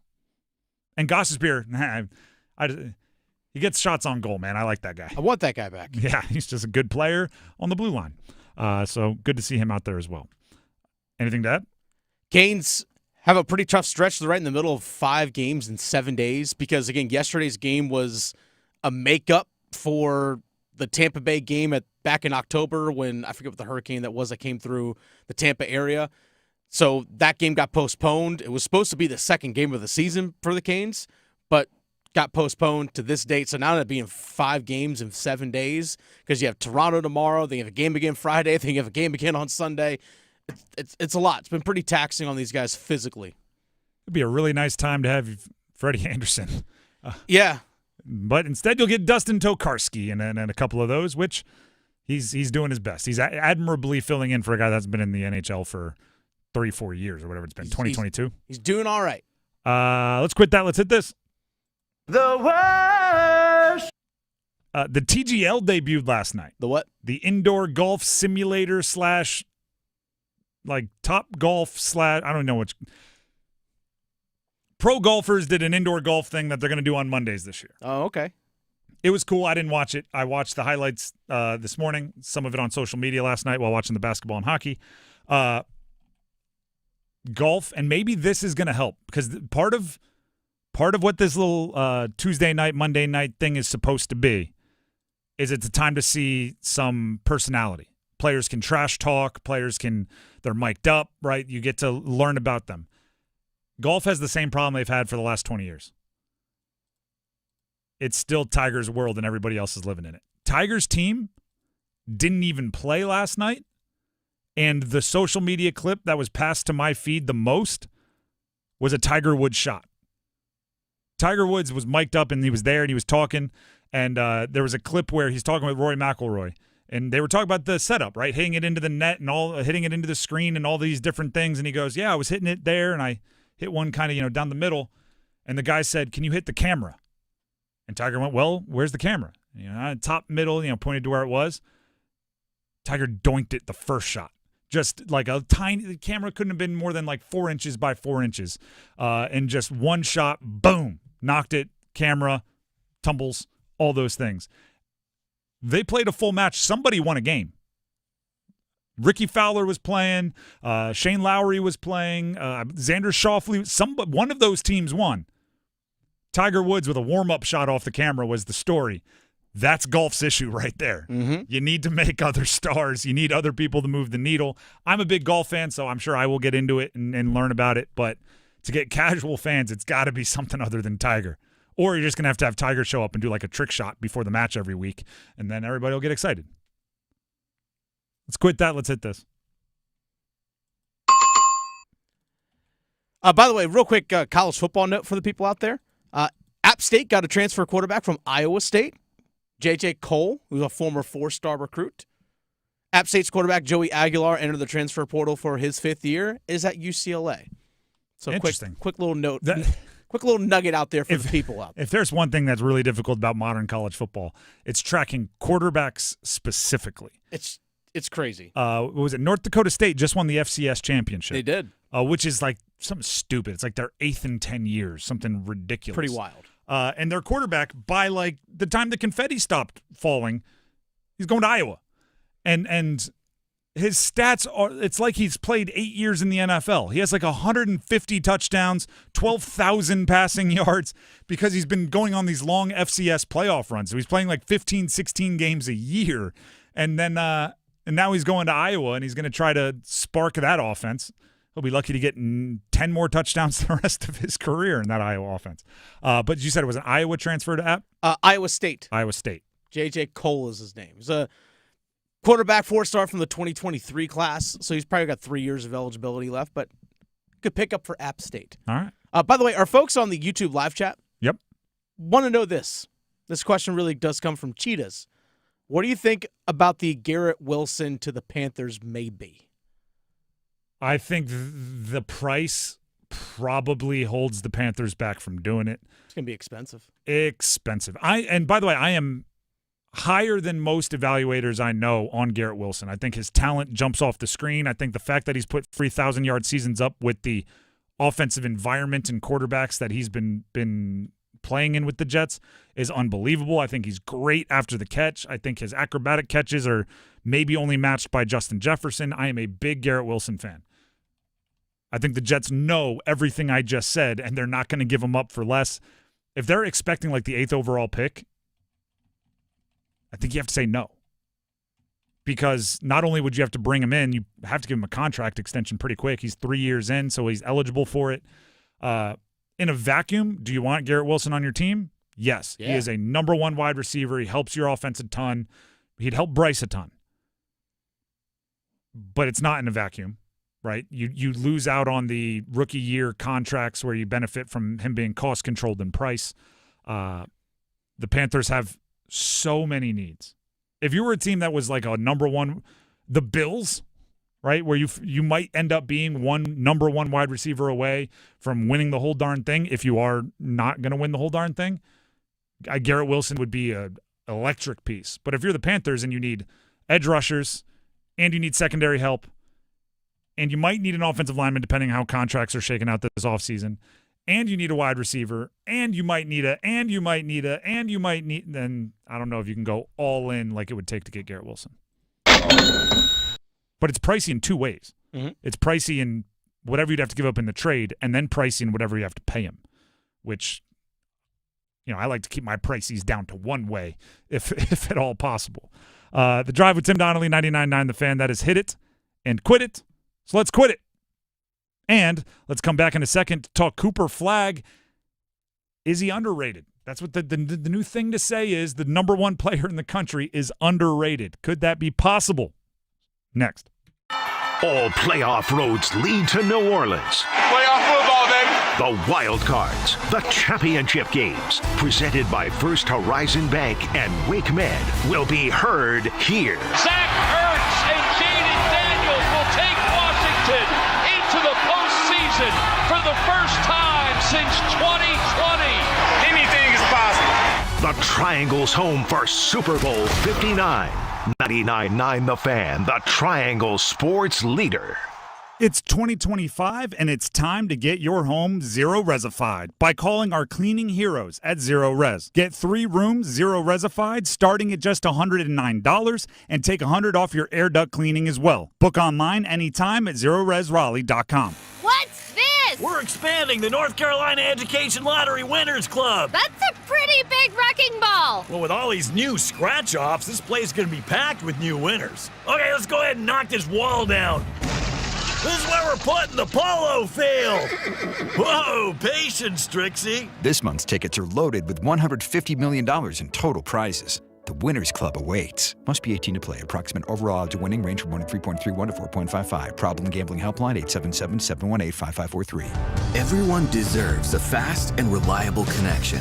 One that helps better their everyday through the things they value most. Friends and family, education and career. A connection that opens pathways to opportunity and builds roads to a better future. At Spectrum, we're committed to delivering just that every single day. Because with the right connection, anything is possible. That's Life Unlimited. That's Spectrum. Don't go through another year with all that high interest debt. Let Loan Pronto wipe it all out now. Hey, it's Dennis Cox. Loan Pronto's rapid equity loan makes it easy to pay off all your credit cards or tackle that 2025 home improvement project. Get cash in your pocket fast. No appraisals, no paperwork, no waiting. Loan Pronto's AI-driven tech gets you approved and funded in as little as 1 day. One client got $150,000 approved in under 24 hours. Paid off all their credit cards, 2 cars, and a personal loan, saving over $1,500 per month. With low fixed rates and lightning fast transfers, you can do it too. Consolidate debt, improve your home, take control of your finances. Imagine being credit card debt-free by this time next week. Don't wait. Call Loan Pronto now, 919-381-1760, or visit loanpronto.com. Get a free rate quote with no hard credit pull, 919-381-1760, loanpronto.com. Equal housing lender, NMLS 1661781, subject to lender approval, NMLSconsumeraccess.org. Bounces one inside. Cooper stole it. Cutting in front. A chance to run. All the way to the other end. A dunk of a lifetime. And he's fouled. My goodness. Cameron in a frenzy. Whether you are a Duke fan or not, whether you are a Cooper Flagg fan or not, I tried to warn you about Cooper Flagg before the season.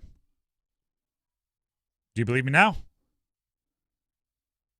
One of the things I loved about Cooper Flagg the most from a evaluation standpoint was if the guy was within 2 steps of the rim, he was trying to dunk it. He was aggressive in that way. He understood, you draw more fouls that way, and his wingspan is like go Stretch Armstrong. So in a lot of ways, he gets the dunks to fall, even if he's absorbing some contact, just by stretching out like Michael Jordan in Space Jam, right? Just stretches out and gets it in the hoop. The funny part is, I think if you there's some pretty obvious, pretty easy arguments if you want to argue against how good he's been. Because if you look at the what I call trading card statistics, like in baseball, home runs, RBIs, batting average, if you look at the basic statistics, he's really not doing anything that crazy. He's having an unreal season, and he's doing it without being like the top scorer in the country, which is normally the easiest way to get everyone to recognize how awesome you are as a player. You go out and lead the conference in scoring. Even fans that are like half paying attention, that just use the game as background noise while they're sitting on their computer, even those fans will be like, wow, 30 points. Great day for him. Score a bunch of points, even fans that aren't paying attention will give you credit. Cooper Flagg, as of this morning, I don't know if games are going on right now, as of this morning, he was tied for 87th in points per game in college basketball. 87th. ESPN put out their list for the Wooden Award. He and John I. Broome of Auburn are all the way at the top. He's 87th in points per game. He is right at the top as the best player. He's 51st in rebounding. He's 195th in assists. He's 188th in steals. He's 149th in blocks. He's not in the top 50 in any trading card statistic. He's the best player in the country. John Shire, his coach, after their game yesterday in which they rolled over Penn State, said as much. I know I'm biased or whatever, but if we're not talking about him as, one of the best, if a chance to be the best player in the country, to me, he is the best player. I think he's proven that with who we've played, the competition, the fact he's done it in such a mature way. Like, he doesn't hunt numbers, and he just puts up numbers because the game comes to him. He plays the game the right way. So I think we need to make sure we're talking about him that way because he's proven it to me. He's got to continue to prove it. But for me, when we step on the floor, we have the best player in the country. Before we respond to that, hand up, I apologize. I meant to say PITT. When we were going into that clip, I said after they rolled over PITT. But we were just talking about the CFP not long ago, so I said Penn State. Confusing Penn State and PITT. People in Pennsylvania probably won't enjoy that much. So I apologized. Unintentional. The point was Cooper Flagg's the best player in the country. Some people are arguing for Broome from Auburn, but Flagg outperformed Broome head-to-head when Duke beat Auburn. So tie goes to the head-to-head, right? That's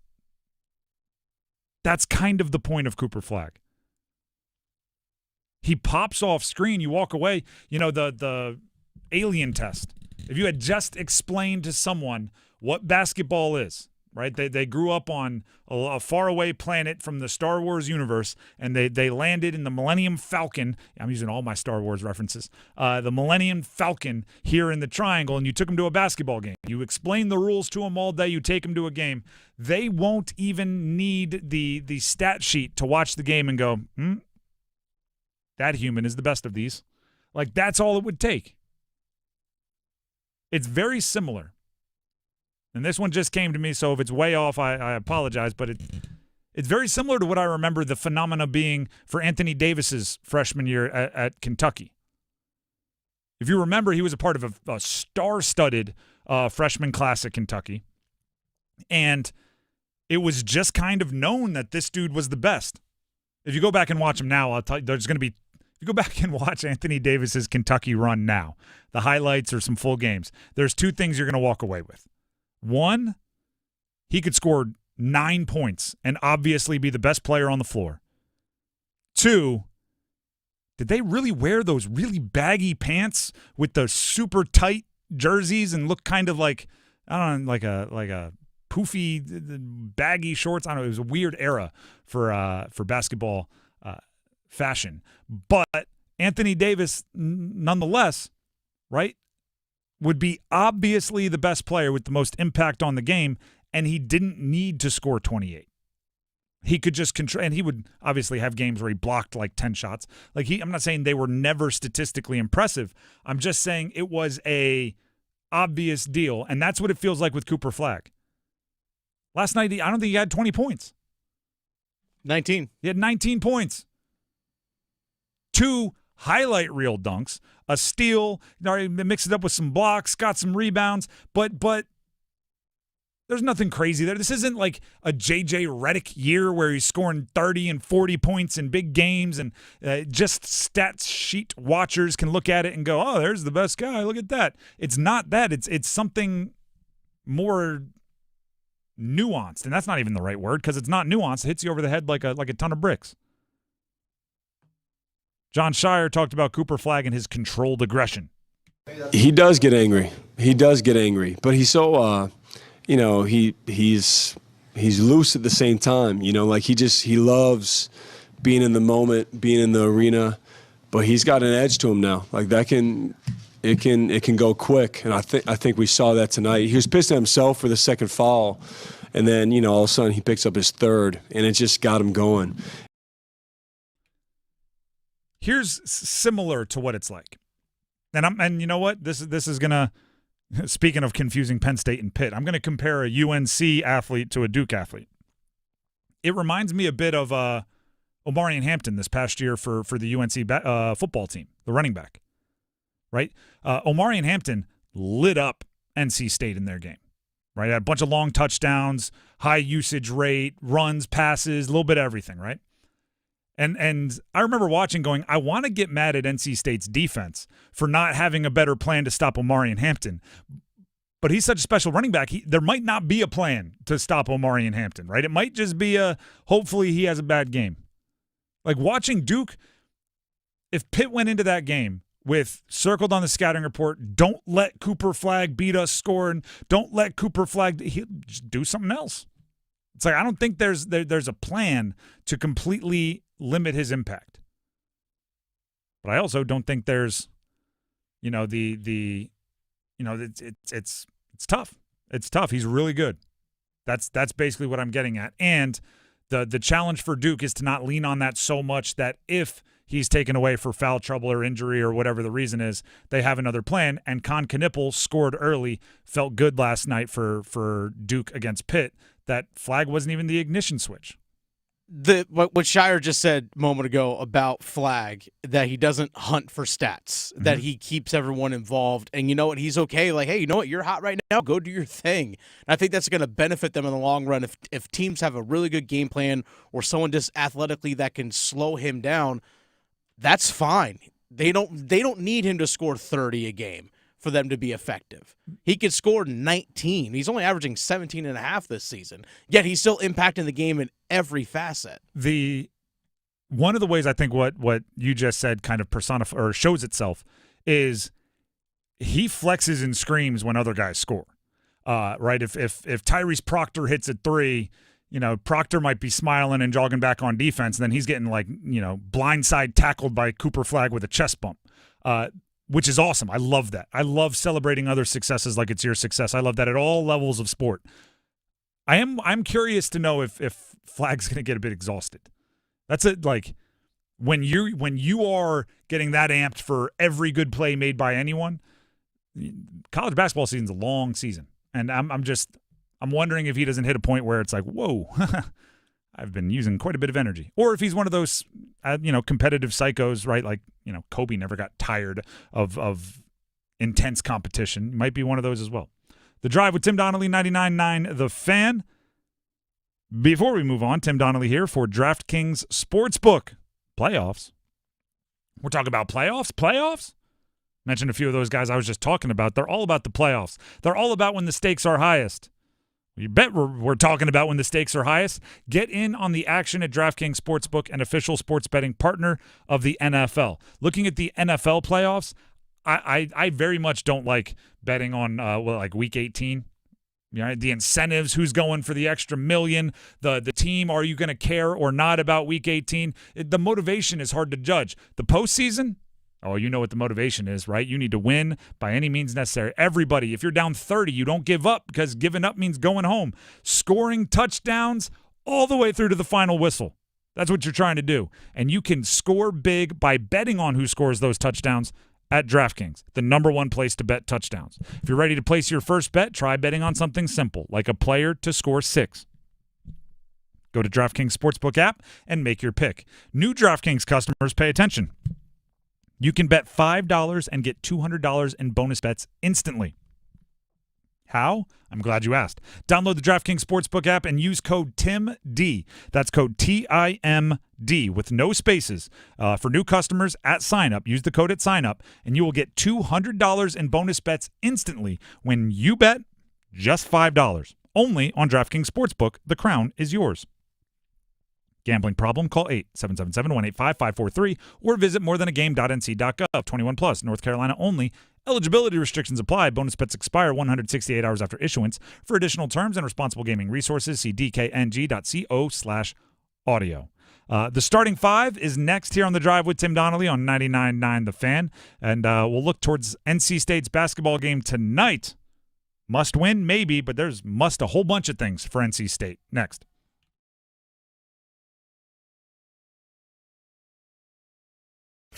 Kevin, Canty, and Michelle are unsportsmanlike. If you're the Minnesota Vikings and Sam Darnold gets you close to a championship, if they get to conference championship or better, if they're in the Final Four, how could you not trade J.J. McCarthy away and get as many assets as you can to allow your team to take advantage of this window that you have with this current core players with Sam Darnold as a trigger man? Mornings from 6 to 9 on 99.9 The Fan, the Triangle Sports Leader. It's bow time. A leg and thigh dinner from Bojangles for just $5.99? Leg and thigh dinner from Bojangles for just $5.99? So crispy. So crispy. And juicy. And juicy. So much flavor. So much. Stop it. What are you doing? What? You expect me to get this delicious deal and not say anything? You're unbelievable. You're unbelievable. With a boldly seasoned leg and thigh, choice of fixin', a biscuit, and legendary iced tea, it's a deal so good it's worth repeating. So eat and repeat while it lasts. It's bow time. It's bow time. Dine in, drive through, or tap your favorite delivery app and have Bojangles come to you. Satisfy your craving for flavor right now with Bojangles 2-piece dinner. 2 pieces of Bojangles dark meat chicken, your choice of fixin', a biscuit, and iced tea for just $5.99. That's right, just $5.99 for limited time at participating Bojangles. What are you waiting for? When you're hungry, it's always bow time. It's time for the Coastal Scholar Athlete of the Month. This is Creighton Blackwell from Coastal Credit Union and 99.9 The Fan, and we're here at South Garner High School to celebrate our next Scholar Athlete of the Month. And that Scholar Athlete is Samayan Jones. It means a lot to me because my parents, they want me to do well and make it in life, so this is for them.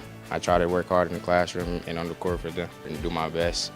He's never trying to bring no negative energy, and I feel like that's what makes him a more productive teammate.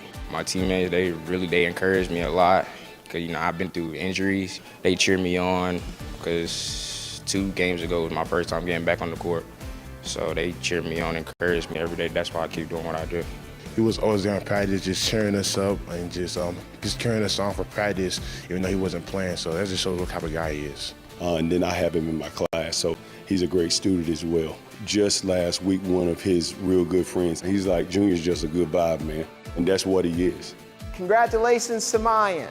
For over 20 years, 99.9 The Fan and Coastal Credit Union have been recognizing scholar athletes at Triangle area schools. If you'd like to nominate a high school athlete, text AWARD to 919-860-5326. That's AWARD to 919-860-5326. This hour of the Triangle Sports Leader is powered by Ritchie Law Firm, injury lawyers. Ritchie Law is on top of it. Go to ritchielaw.com.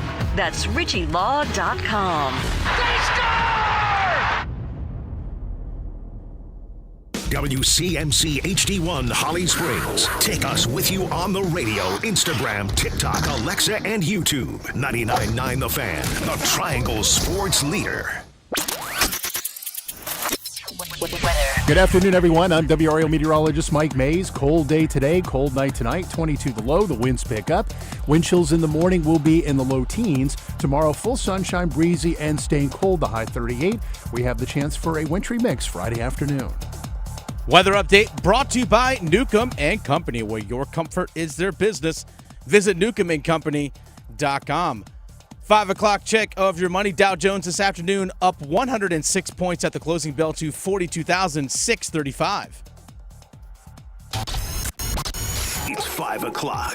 Time to serve up the biggest sports stories of the day. Here comes your starting 5. The Drive with Tim Donnelly, 99.9 The Fan. It is time for the starting 5 here on The Drive, so let's jump to number 5. Count them. 1, 2, 3, 4, 5. Here's Hill now, top of the arc. Finds Styles left wing. Pats it to Parker Jr. Kicks it back to Styles, and there's the first bucket of the ball game. Left arc. About 6 minutes in is Dontrez Styles. Do we have new number audio for the starting 5? At least for number 5, we do. Look at that. See, you got to mix it up, everybody. That's like jolting me out of a rut. I was sitting there getting ready for the Dave Chappelle 5, and we got a new one. Now I'm ready to roll. NC State versus Notre Dame tonight. It's I jokingly called it a must-win before the break. It really isn't that for NC State because it's only a must-win if you're going to win the next, 13 games, right? Other than that, it doesn't matter if you win or lose these games. What matters is, do you set yourself up for an ACC championship run through the tournament? So, the wins obviously make it easier. Hopefully you don't have to play on Tuesday, right? You can start later on in the ACC tournament, start earning those buys. But if we talked about it earlier this week, State feels like it's on a very similar path up to this point that it was on a season ago, which means there is the possibility for magic in the second half of the season like there was a season ago. But, that's probably not a good strategy to continue trying to do the improbable, darn near the impossible. Right? It's sure if you just dribble out the shot clock out at midcourt, you can shoot a half-court hook shot and it might go in. That doesn't mean the next time down I advise you to dribble out the shot clock out near half court and throw up a hook shot. It just means you got lucky once, or you achieved the improbable once is a better way to put it. State, from a X's and O's standpoint, you just have to figure out what is best for your roster. Figure out the system, figure out the roles, figure out the rotation. You're not there yet. You haven't made the whole better than the sum of its parts, right? You have these players. They're talented. They've, in different ways, shown their abilities in other situations. We've seen Michael O'Connell, Ben Middlebrooks, Jaden Taylor be a part of a postseason run. We've seen Brandon Huntley-Hatfield be really good at Louisville. We've seen Marcus Hill score a bunch of points at Bowling Green last year. We know that there's certain abilities within these players. They just haven't maximized each other yet. And that's the challenge. That's the challenge. And Dennis brought it up earlier. If I don't know if they've embraced it, but we've called NC State Transfer U, especially on the basketball side of things, for a couple years now. They don't appear afraid. Kevin Keats, the coach, doesn't appear afraid of replacing and filling roles with 5-6 transfer guys a year. If you do that, it just accelerates the chemistry building process. You don't have as much time to get to know the best way to utilize everybody. You essentially have to do it on the fly, and that's where State is. They're trying to figure it out on the fly, and they haven't done it yet. So try something. Notre Dame, not a terrifying team. They did take UNC down to the wire just a couple of nights ago, so they're not a pushover by any stretch, but State's favorite, put it that way. For my ladder challenge pick, you could have teased Notre Dame to plus 15.5 and kept it under minus 1,000. Oh, wow. I really thought about it because I was just like, I don't know if either of these teams could win this game by double figures. Seriously. I think you could dominate this game and win by 11. Like and it would feel like you won by 40 based on how these teams are playing. So I thought about it, but then I went hockey. That's number 5. Let's jump to number 4. 1, 2, 3, 4, all together. One back for Burns. Burns tries to shuttle that one quickly. And that was blocked up front by Chafee. Go shoot, score! Burns lets it go. Traffic out in front for Carolina. And the big man, the captain, Jordan Stahl, with the deflection, has tied this at 2. Canes lost to Tampa last night on the road in Tampa, 3-2. Gave up a goal in the last minute to lose the game. A lot of good, heartbreaking way to lose. Rod Brindamore after the game on the nature of the loss.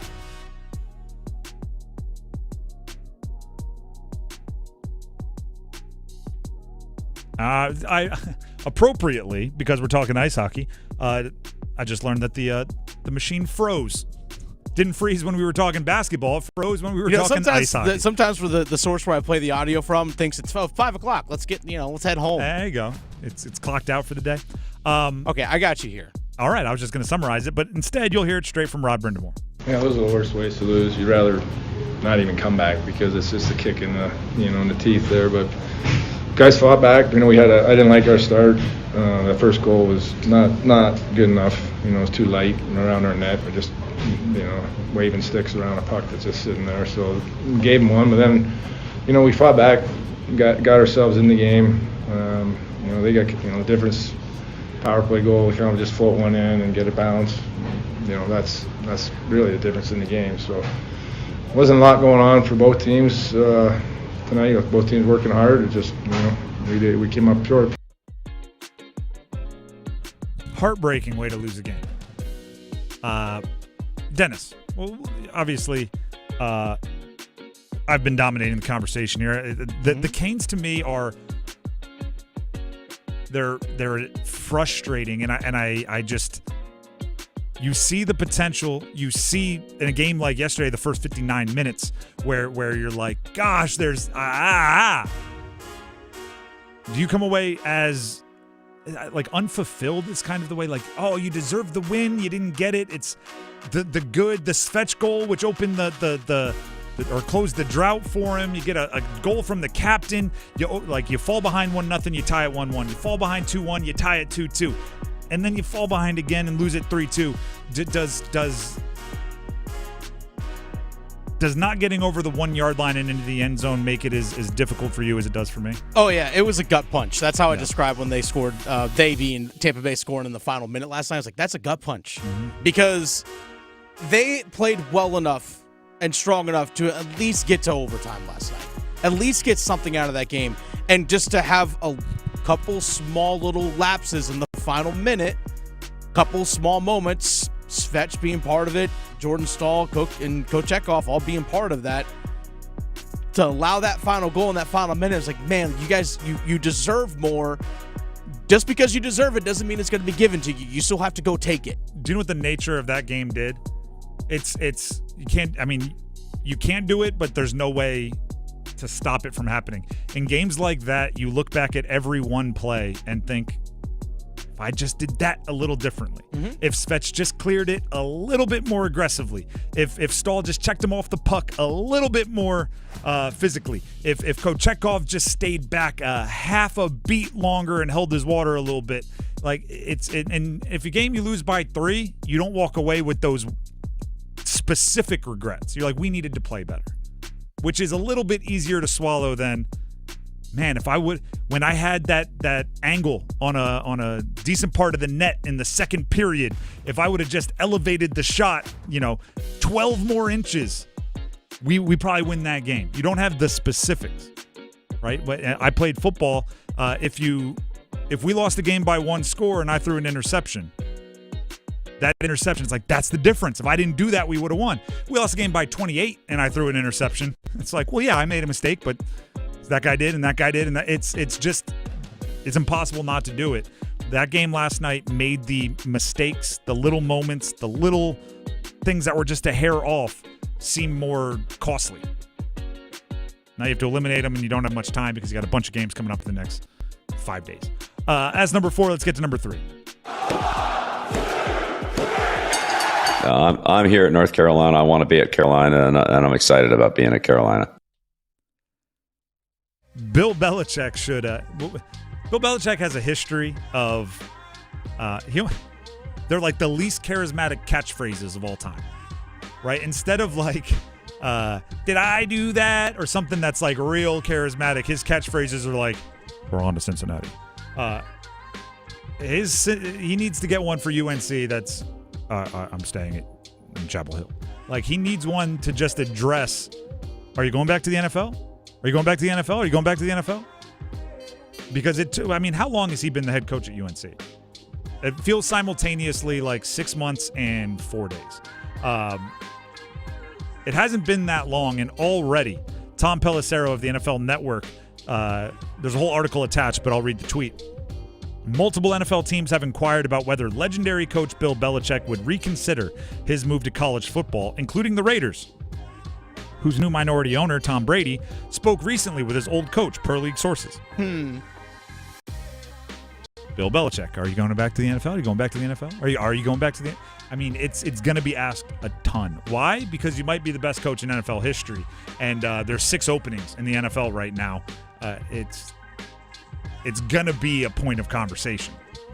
Guys like John Gruden, who was far from being the best coach in NFL history, but has won Super Bowl, has been a media member for 10 years, was a coach, was in the middle of a scandal, he resigned, but it really was kind of like a firing situation. I don't know how you describe that from the Raiders. Emails were leaked. Now he's working for Barstool Sports, and his name comes up with every NFL head coaching opening. So Bill Belichick's name is going to come up with every NFL head coaching opening. If Gruden's is, Belichick's is. So he should have like a he should have like a business card that just says like I'm staying in Carolina. There's a meme online of a tall guy. He's probably 6'9", and then it cuts to the next whatever picture, and it's a business card that says like, yes, I'm tall, I'm 6'10". No, I don't play basketball.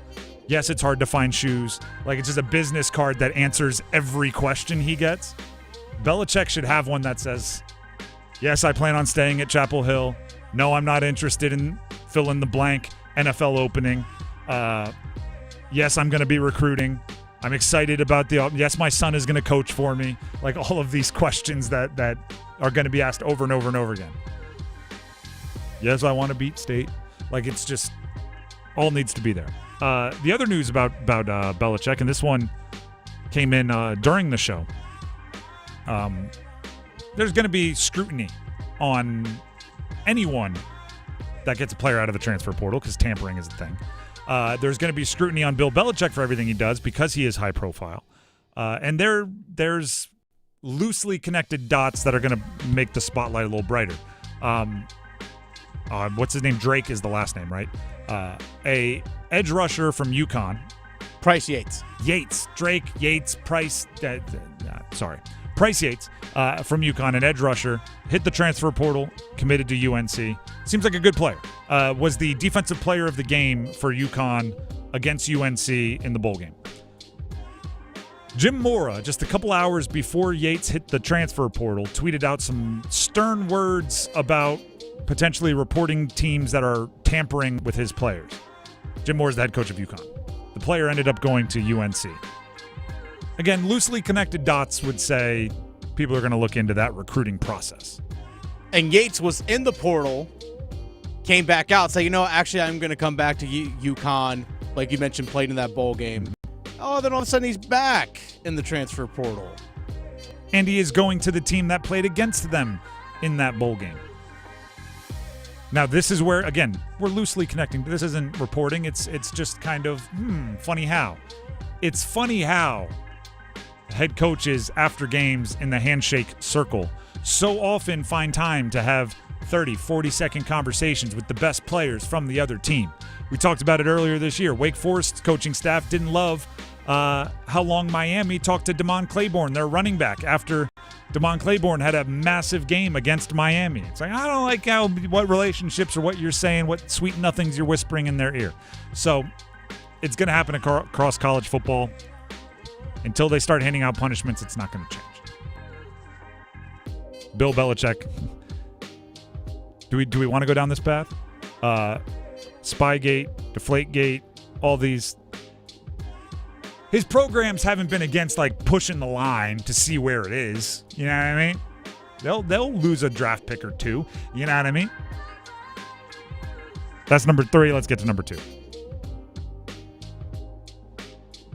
Just the two of us. Bounces one inside. Cooper stole it. Cutting in front. A chance to run. All the way to the other end. A dunk of a lifetime.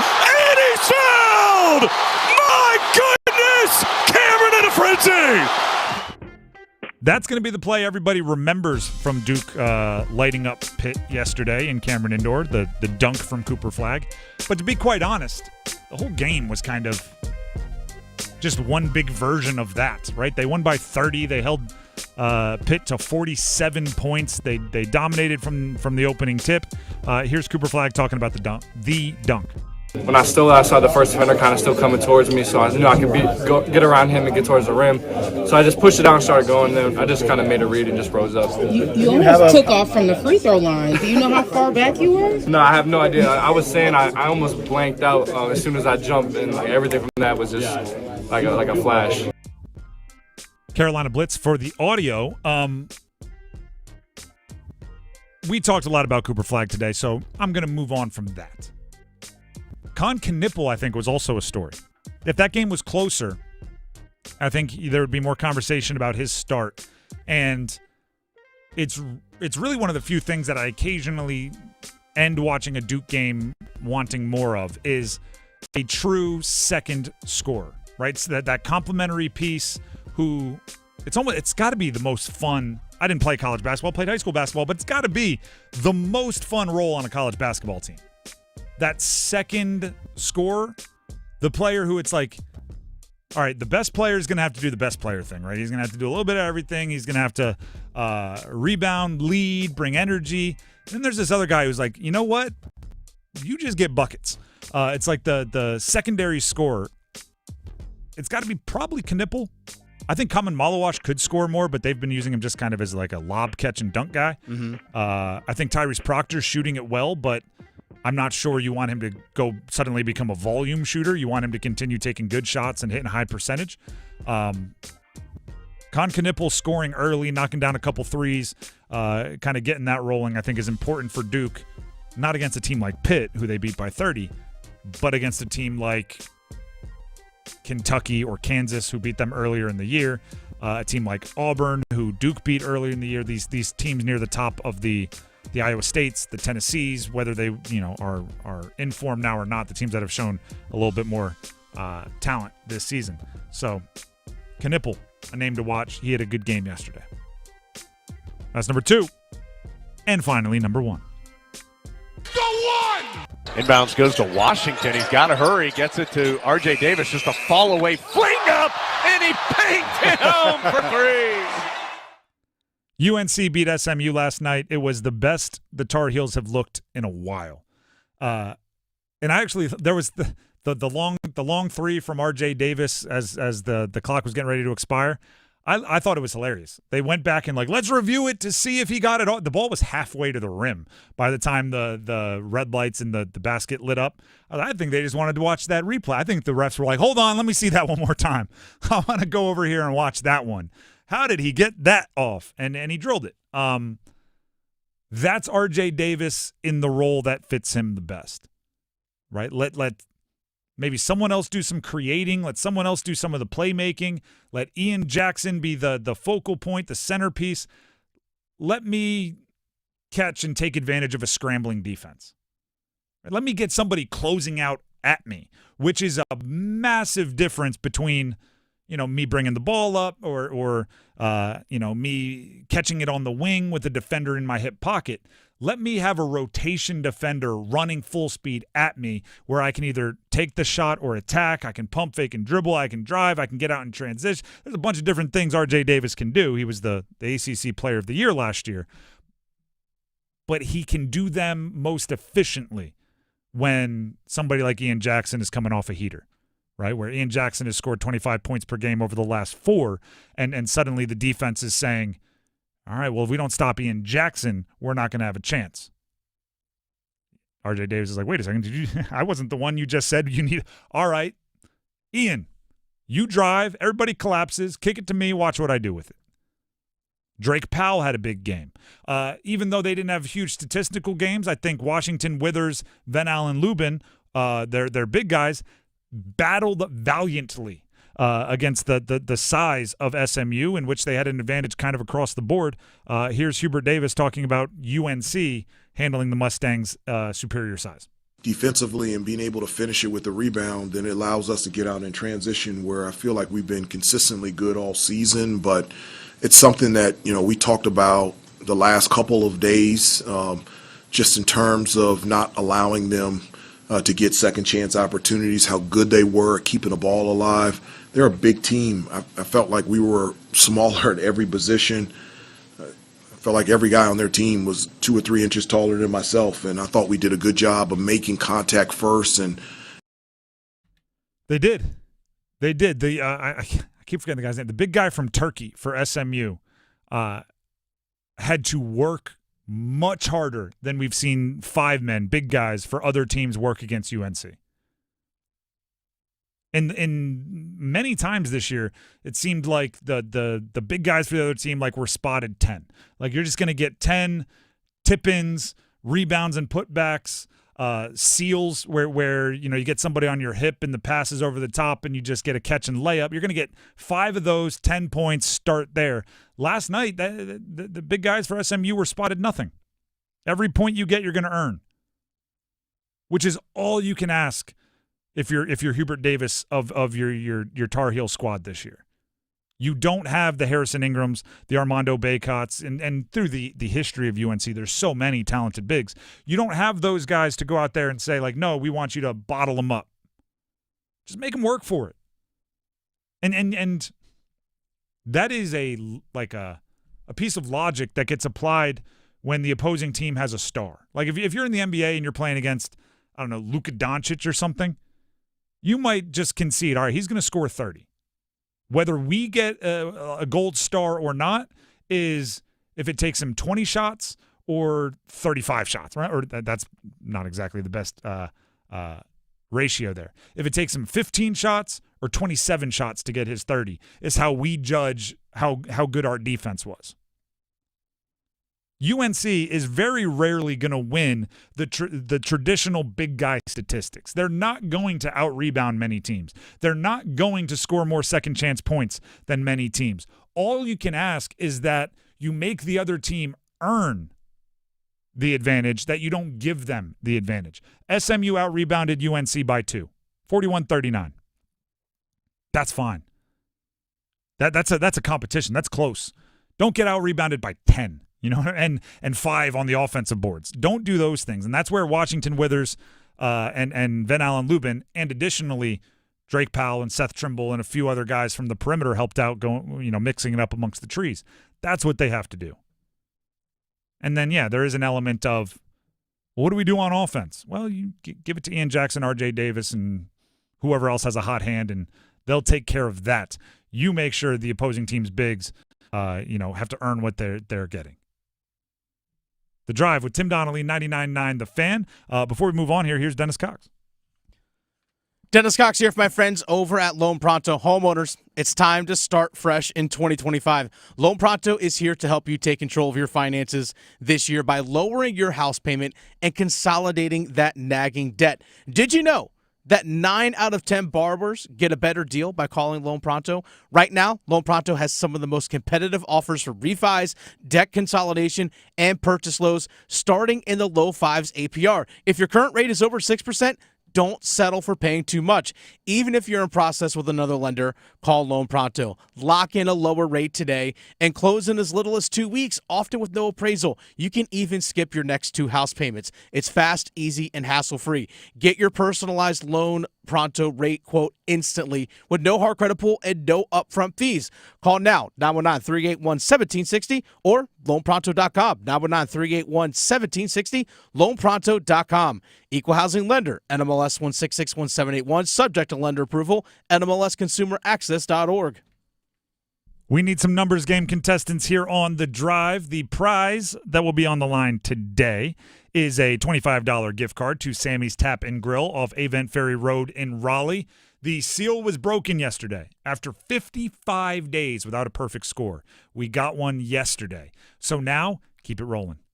Right? If you're going to call in, if you're going to compete for the glory of winning the numbers game, come ready to play. Numbers game is coming up next. We need 2 contestants, 919-860-5326. The lines are open now, 919-860-5326. A Sammy's gift card is on the line. Numbers game coming up. The Adam Gold Show. I don't understand why people can't wrap their minds around that the college football universe is going to be vastly different than it's ever been. We might not recognize it based on what happened last year, let alone 5 years ago. What's to say that Bill Belichick won't be the first of many NFL coaches to take over a college program? The Adam Gold Show, weekdays starting at noon on 99.9 The Fan.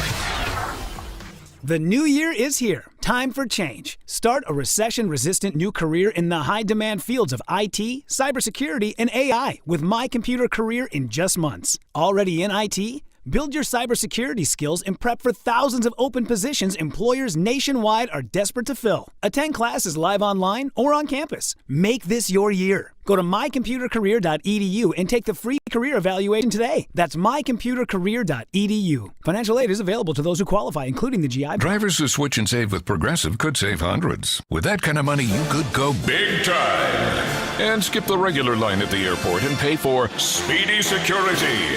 Imagine not having to quickly unpack and pack at the place you already came packed to. And wearing your shoes the whole time you're there? You can't put a price on that kind of luxury. Well, actually you can, and you paid for it. Switch to Progressive and you could save big time for speedy security. Progressive Casualty Insurance Company and affiliates, not available in all states. Potential savings will vary. Tim Donnelly here for Zero Res. 2025 needs to start clean. Get all that dirt from 2024 out of your carpets, tiles, rugs, upholstery, every surface in your house. Because in 2025, we're starting Zero Resified. Biggest sale of the year. 3 rooms of carpets cleaned, starting at just $109, and take $100 off your air duct cleaning while you're at it. Offer is open through January 31st, so visit ZeroResRaleigh.com or call 919-995-0000. Prescriptions require an online consultation with a healthcare provider who will determine if appropriate. Restrictions apply. See website for details and important safety information. Subscription required. Price varies based on product and subscription plan. Hi, I'm Dr. Peter Stahl, board-certified urologist and senior vice president of men's sexual health at HIMSS. I've helped many guys with ED in my 12 years of practice. But now you can get world-class care for ED 100% online by going to hims.com. So what are you waiting for? To start your free online visit and find ED treatment at up to 95% off brand name prices, go to hims.com/joy. Oh, football fans, time to buckle up because for the first time ever, 5 straight days of playoff football in college and pro, FanDuel celebrating with the great playoff payoff. I love that. Adam Gold here from my friends at FanDuel, America's #1 sports book, and that is a no-sweat same-game parlay every day for all 5 days. With a no-sweat same-game parlay, you can combine your bets from the same game for a chance at even bigger winnings. If it doesn't hit, you'll get your bonus bets back. FanDuel.com/AdamGold to be a part of it. FanDuel.com/AdamGold for fun and money. 21 and over and present in North Carolina. Opt-in required. Minimum 3-leg parlay required. Refund issued as non-withdrawable bonus bets that expire 7 days after receipt. Max refund $5 unless otherwise specified. Restrictions apply. See terms at sportsbook.fanduel.com. Gambling problem? Call 877-718-5543 or visit morethanagame.nc.gov. Hey, wouldn't it be great if life came with a remote control? You know, you could hit pause when you needed to, or hit rewind. Like that time you knocked down that wasp's nest. Uh-oh. Or that time you forgot to roll up your windows in the car wash. Fantastic. Yeah, a remote control would have come in handy then. Well, life doesn't always give you time to change the outcome, but prediabetes does. With early diagnosis and a few healthy changes like managing your weight, getting active, stopping smoking, and eating healthier, you can stop prediabetes before it leads to type 2 diabetes. It's easy to learn your risk. Take the 1-minute test today at doihaveprediabetes.org. Life doesn't come with a remote control. Yikes! So you're on your own with the wasps. You have the power to take control of prediabetes. Visit doihaveprediabetes.org today. That's doihaveprediabetes.org. Brought to you by the Ad Council and its prediabetes awareness partners.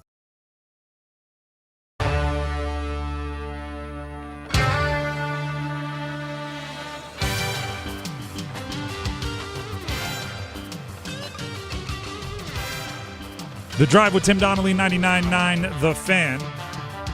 It is time to play the numbers game. We have David in Bahama. We have Dave in Fuquay-Varina. They are the contestants.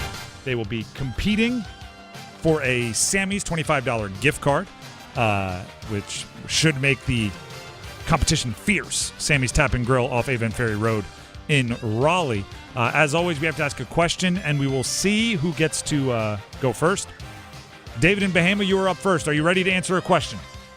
Yes, sir. All right, the question is, and I've been in this debate with, or this is like a get-to-know-you question.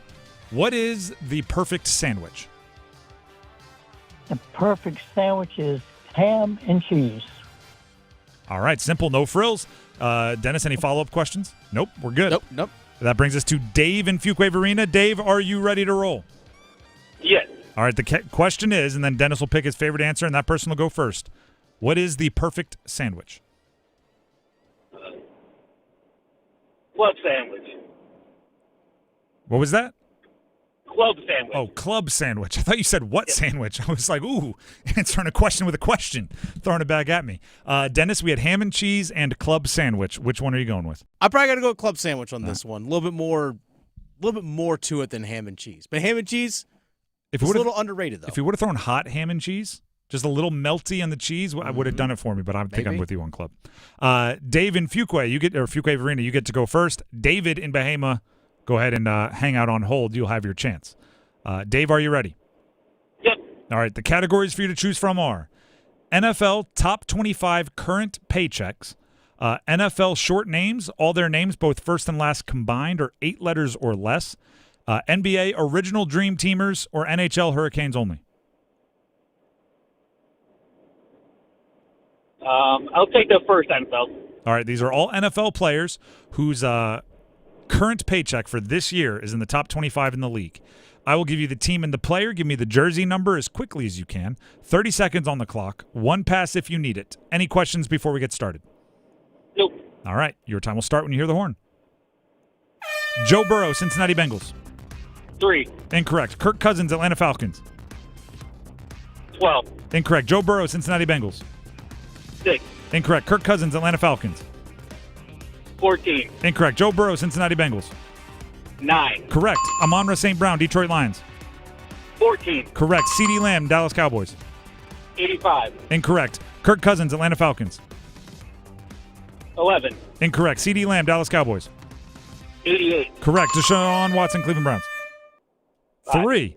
You know, that was a hard-earned 3. You answered a lot of guesses. You got Joe Burrow with 9. You got Amon-Ra St. Brown with 14. You got CeeDee Lamb with 88. You missed out on Kirk Cousins with the Falcons. He wears 18. And you didn't really get a chance to answer it, but I did say it. So for those of you playing at home, Deshaun Watson with the Browns, number 4. Those are the answers. You got 3. We'll see if it holds up. Go ahead and stay on the line. David in Bahama. That's how I'm deciphering in my brain. There's a Dave and a David. David, are you ready to pick your category? Yes, sir. All right, the categories are NFL short names, first and last names combined for 8 letters or less, NBA original dream teamers, or NHL Hurricanes only. Let's do the NBA. All right, the disclaimer on this category is we are not looking for their dream team number, not their Olympic number. We are looking for the number that they wore on the team that I say, just to make sure there's no confusion. I will give you no problem. I'll give you the player and the team. Give me the jersey number as quickly as you can. 30 seconds on the clock. 1 pass if you need it. You do need 4 for the win. Any questions before we get rolling? No, let's do it. All right, let's do it. Your time will start when you hear the horn. Scottie Pippen, Chicago Bulls. 33. Correct. Michael Jordan, Chicago Bulls. 23. Correct. Clyde Drexler, Portland Trailblazers. 22. Correct. Karl Malone, Utah Jazz. 32. Correct. Charles Barkley, Philadelphia 76ers. 34. Correct. That is a perfect score, and that was a quick perfect score. 17 seconds. 17 seconds. Let's go. It's not a record, but it was pretty darn close. Dave, which one was that? David, you are the winner. That's perfect score. Congratulations. Thank you. Appreciate it. I tell you what, they come in bunches, the perfect scores. By the way, you do win the Sammy's Tap and Grill gift card, $25. Stay on the line. Dennis will grab the info he needs to make sure you get your prize. That does mean Dave, Fuquay Arena. Hard-earned 3, not enough for the win. Hopefully you had some fun. Solid day today. Yeah, a well-earned 3 day. and a perfect score, a fast perfect score. It is funny. I can tell you that the numbers, like the ones that have been done the last few days, some of them have been in the options, like, you know, the category doesn't get picked or whatever, for a while. So it's not like, oh, we have new numbers in. We went 55 days without a perfect score. It was the longest duration of perfect score less numbers game play that the Drive has had since we originated the game over a year ago. And then once the seal was broken yesterday, I believe it was Micah who had a perfect score in the NHL category. The next day, we get another perfect score. It's like the 4-minute mile thing, right? Everyone thought the 4-minute mile was impossible. Roger Bannister did it, and then within a year, like 30 others had done it. The numbers game continues to astound me. Again, David in Bahama gets the perfect score. I believe we've now rolled through all the original Dream Teamers. So expect a different category tomorrow when we break the numbers game back out yet again for another $25 gift card to Sammy's Tap and Grill off Avent Ferry Road in Raleigh. That'll be the prize all week. So if you're a fan of Sammy's or you want to give it a try, which you should, be ready about this time tomorrow and be ready about this time on Friday as we play the numbers game yet again. And one more time, congratulations to David for the perfect score. One more numbers game observation. I've talked about this behind the scenes. I think we might do it this summer. So everybody buckle up for this summer. Start looking ahead. I want to do a Tim verse numbers game week. Oh. Where you call in and you're not playing again. Dennis will run. Like, I won't have the list in front of me. Don't worry. Mm-hmm. Dennis will run the game and you can call in and challenge me. Okay. Where I'm playing for us to keep the prize and you're playing to win the prize. Interesting. I want to do that at some point this summer because I'm getting a lot of FOMO, a lot of fear of missing out that everyone's having such a fun time playing and I never get to. Okay, so I will call out the numbers. Yeah, you'll be the game. I won't have access to the numbers. Okay. And then it'll be me versus a listener. And then I'll put you on the spot, Dennis. If you want to take a week and we want to do versus Dennis, we can do that as well. Let's go. Remember, I control the horn over here. Well, I mean, if we wanted to cheat, we could, but we're not. We're an honorable bunch. You're gonna have to take our word for it. But that's coming at some point in the summer, just because my competitive streak is getting to me. We'll have to find some cool prizes for that. It's like Stump the Schwab, only a much less impressive Schwab. Mm-hmm. That would be me. The Drive with Tim Donnelly, 99.9 The Fan. That's coming up in the summer, I think, is when we're going to do that. Speaking of previewing something way too early into the future, and I didn't do that intentionally. What are your expectations for the 2025 Panthers? Body's not even cold of the 2024 Panthers. What are the way too early expectations for next year, and why does it matter that you decide now? I'll tell you next. It's bow time. A leg and thigh dinner from Bojangles for just $5.99? Leg and thigh dinner from Bojangles for just $5.99? So crispy. So crispy. And juicy. And juicy. So much flavor. So much. Stop it. What are you doing? What, you expect me to get this delicious deal and not say anything? You're unbelievable. You're unbelievable. With a boldly seasoned leg and thigh, choice of fixin', a biscuit, and legendary iced tea, it's a deal so good it's worth repeating. So eat and repeat while it lasts. It's bow time. It's bow time. Dine in, drive through, or tap your favorite delivery app and have Bojangles come to you. Satisfy your craving for flavor right now with Bojangles 2-piece dinner. 2 pieces of Bojangles dark meat chicken, your choice of fixin', a biscuit, and iced tea for just $5.99. That's right, just $5.99 for limited time at participating Bojangles. What are you waiting for? When you're hungry, it's always bow time. This just in, hot off the bench press. Planet Fitness has added new strength equipment. Save $28 or more when you join today, and you can be one of the first to try it out. We're raising the bar with new benches, and our new hack squat will have you actually looking forward to leg day. Plus, we're still repping all of the best-in-class equipment we've always had, with most clubs open 24 hours, so you can work out your way on your time. So let's do this. Join Planet Fitness today and save $28 or more. Just $1 down, $15 a month, cancel anytime. Deal ends January 10th. See Home Club for details. Oh, could this vintage store be any cuter? Right? And the best part? They accept Discover. Accept Discover?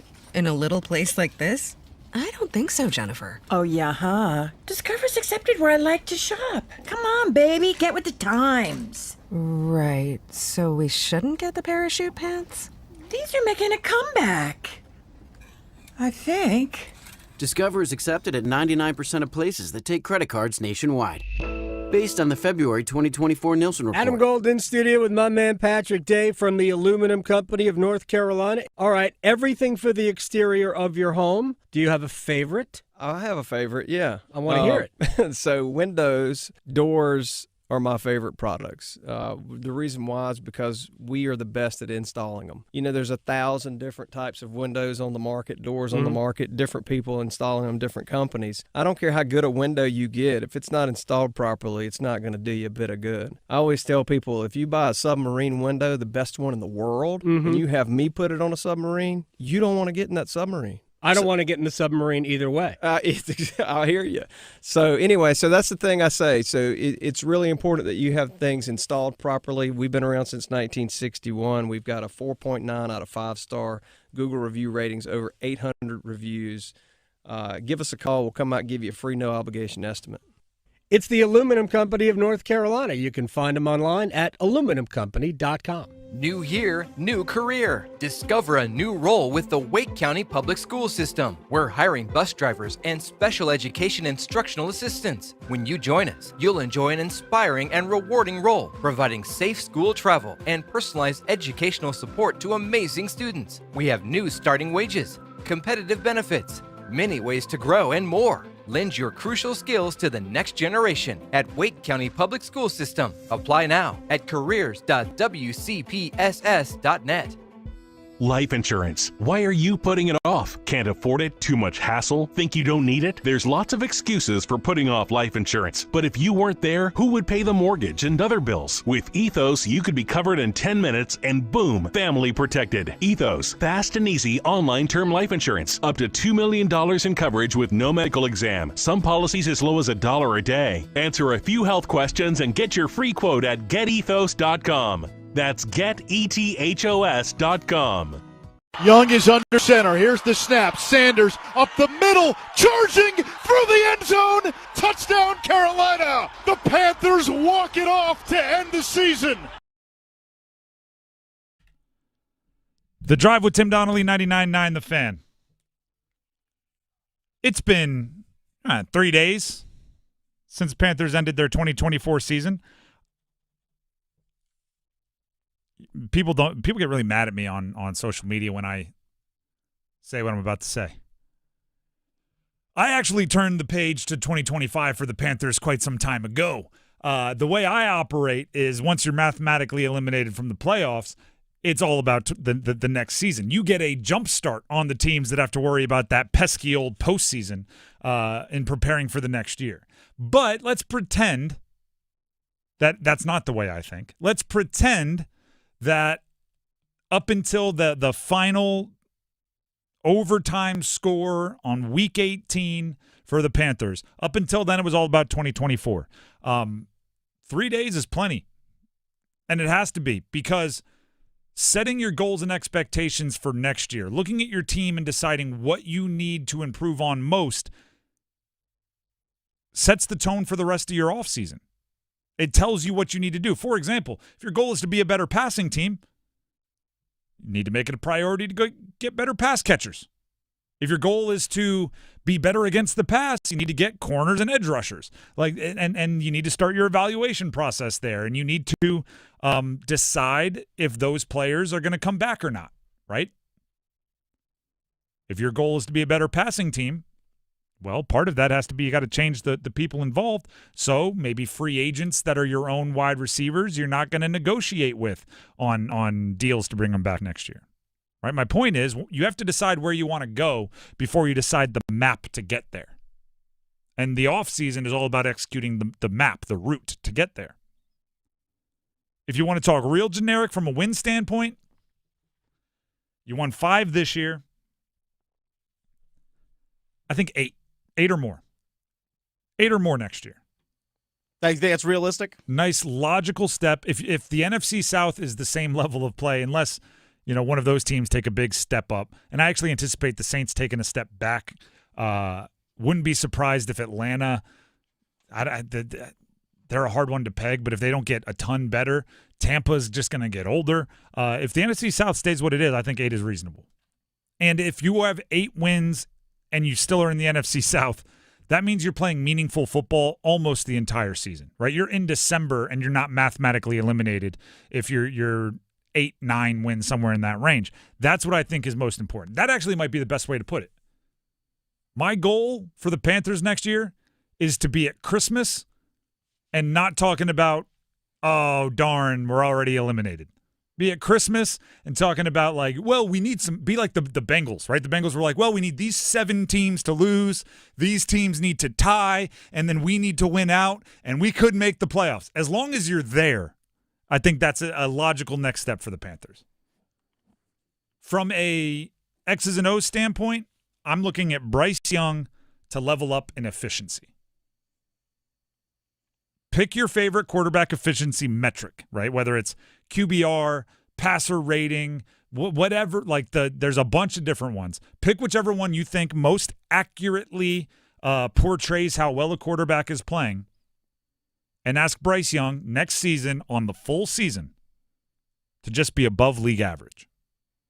Be top 16 in the league among starting quarterbacks in whatever efficiency stat you think most accurately measures quarterback play. If you use passer rating, this year, his passer rating was 82. That includes a couple of anchors early in the year, some very bad games, bringing down his average. So he was 82 this year. The league average, the exact middle, was 92. Be 92.5. Like, just be top half of the league. And I specifically picked efficiency rather than like in passing touchdowns or passing yards, because I'm not sure if things are going perfect that Dave Canales wants to be chasing volume passing stats, right? He wants to build off the run. He wants to get a lead and shorten the game. At least that's what he tells us in the media. So I'm not sure Bryce Young, being top 8 in passing yards is a good thing. That might mean things are not going well. You're trailing a lot. Yeah, and you're forcing yourself to sling it around. So I'm looking at an efficiency thing, right? If your run game is working, that makes it easier for the quarterback. That means they're stacking the box. That means your play action should work. That means your receivers should have an easier job getting open, seeing less double coverage, less safeties over the top. So Bryce Young, I want to see as a top 16. I'm not asking for the world. Just the logical next step, top 16 in pass efficiency. Offense, I also want – you want to talk volume stats? I want Chuba Hubbard in the top 5 in rushing yards. He's 8th this year. Would have needed about 200 more yards to break into the top 5. His contract for the next year, for that it goes into effect next year, it's got a top 10 average annual value for running backs. If I'm paying you that much, I'm going to expect a lot. They have a coach that says they're dedicated to the run, so they should have the volume. They have an expensive offensive line, so you should take advantage of that. And Jonathan Brooks is still going to be hurt, so you probably don't want to bring in another high-priced running back, but also you can't depend on Jonathan Brooks, so it's going to be a lot of Chuba. Top 5, I think, is fair. Again, injuries, tough to deal with, but top 5, if healthy, I think is fair. And give me 15 or 16 games. You don't got to play in all 17. Yeah, he played 15 this year, had 1,195 yards rushing on the season. Like you said, 8th best in the NFL. By the way, 282 yards, rush yards over expected. This is according to next-gen stats of the NFL next-gen stats. 3rd best in the NFL. The number of rushing attempts, or the number of his rushes, rushing percentage over expected. So this is the number or percentage of his carries. I'm going to say this more clear. The percentage of Chuba Hubbard's carries this season that went for over the expected number of yards was 51.2%, best in the NFL.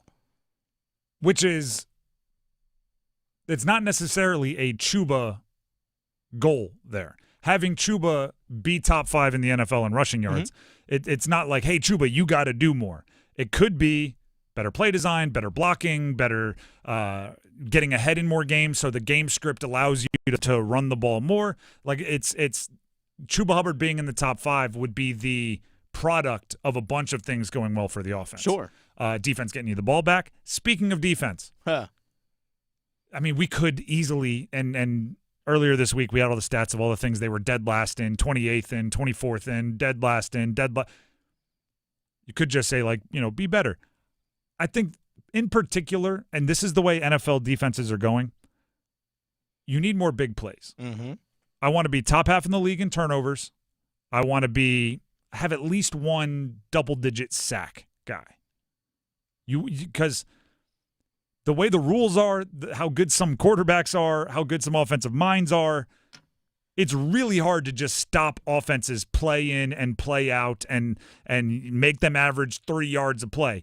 I don't want to say easier because it's not easy, but the way most really good defenses get it done is, all right, we give up a play, we give up a play, we give up a play, we get a turnover. Ha! Flip the field.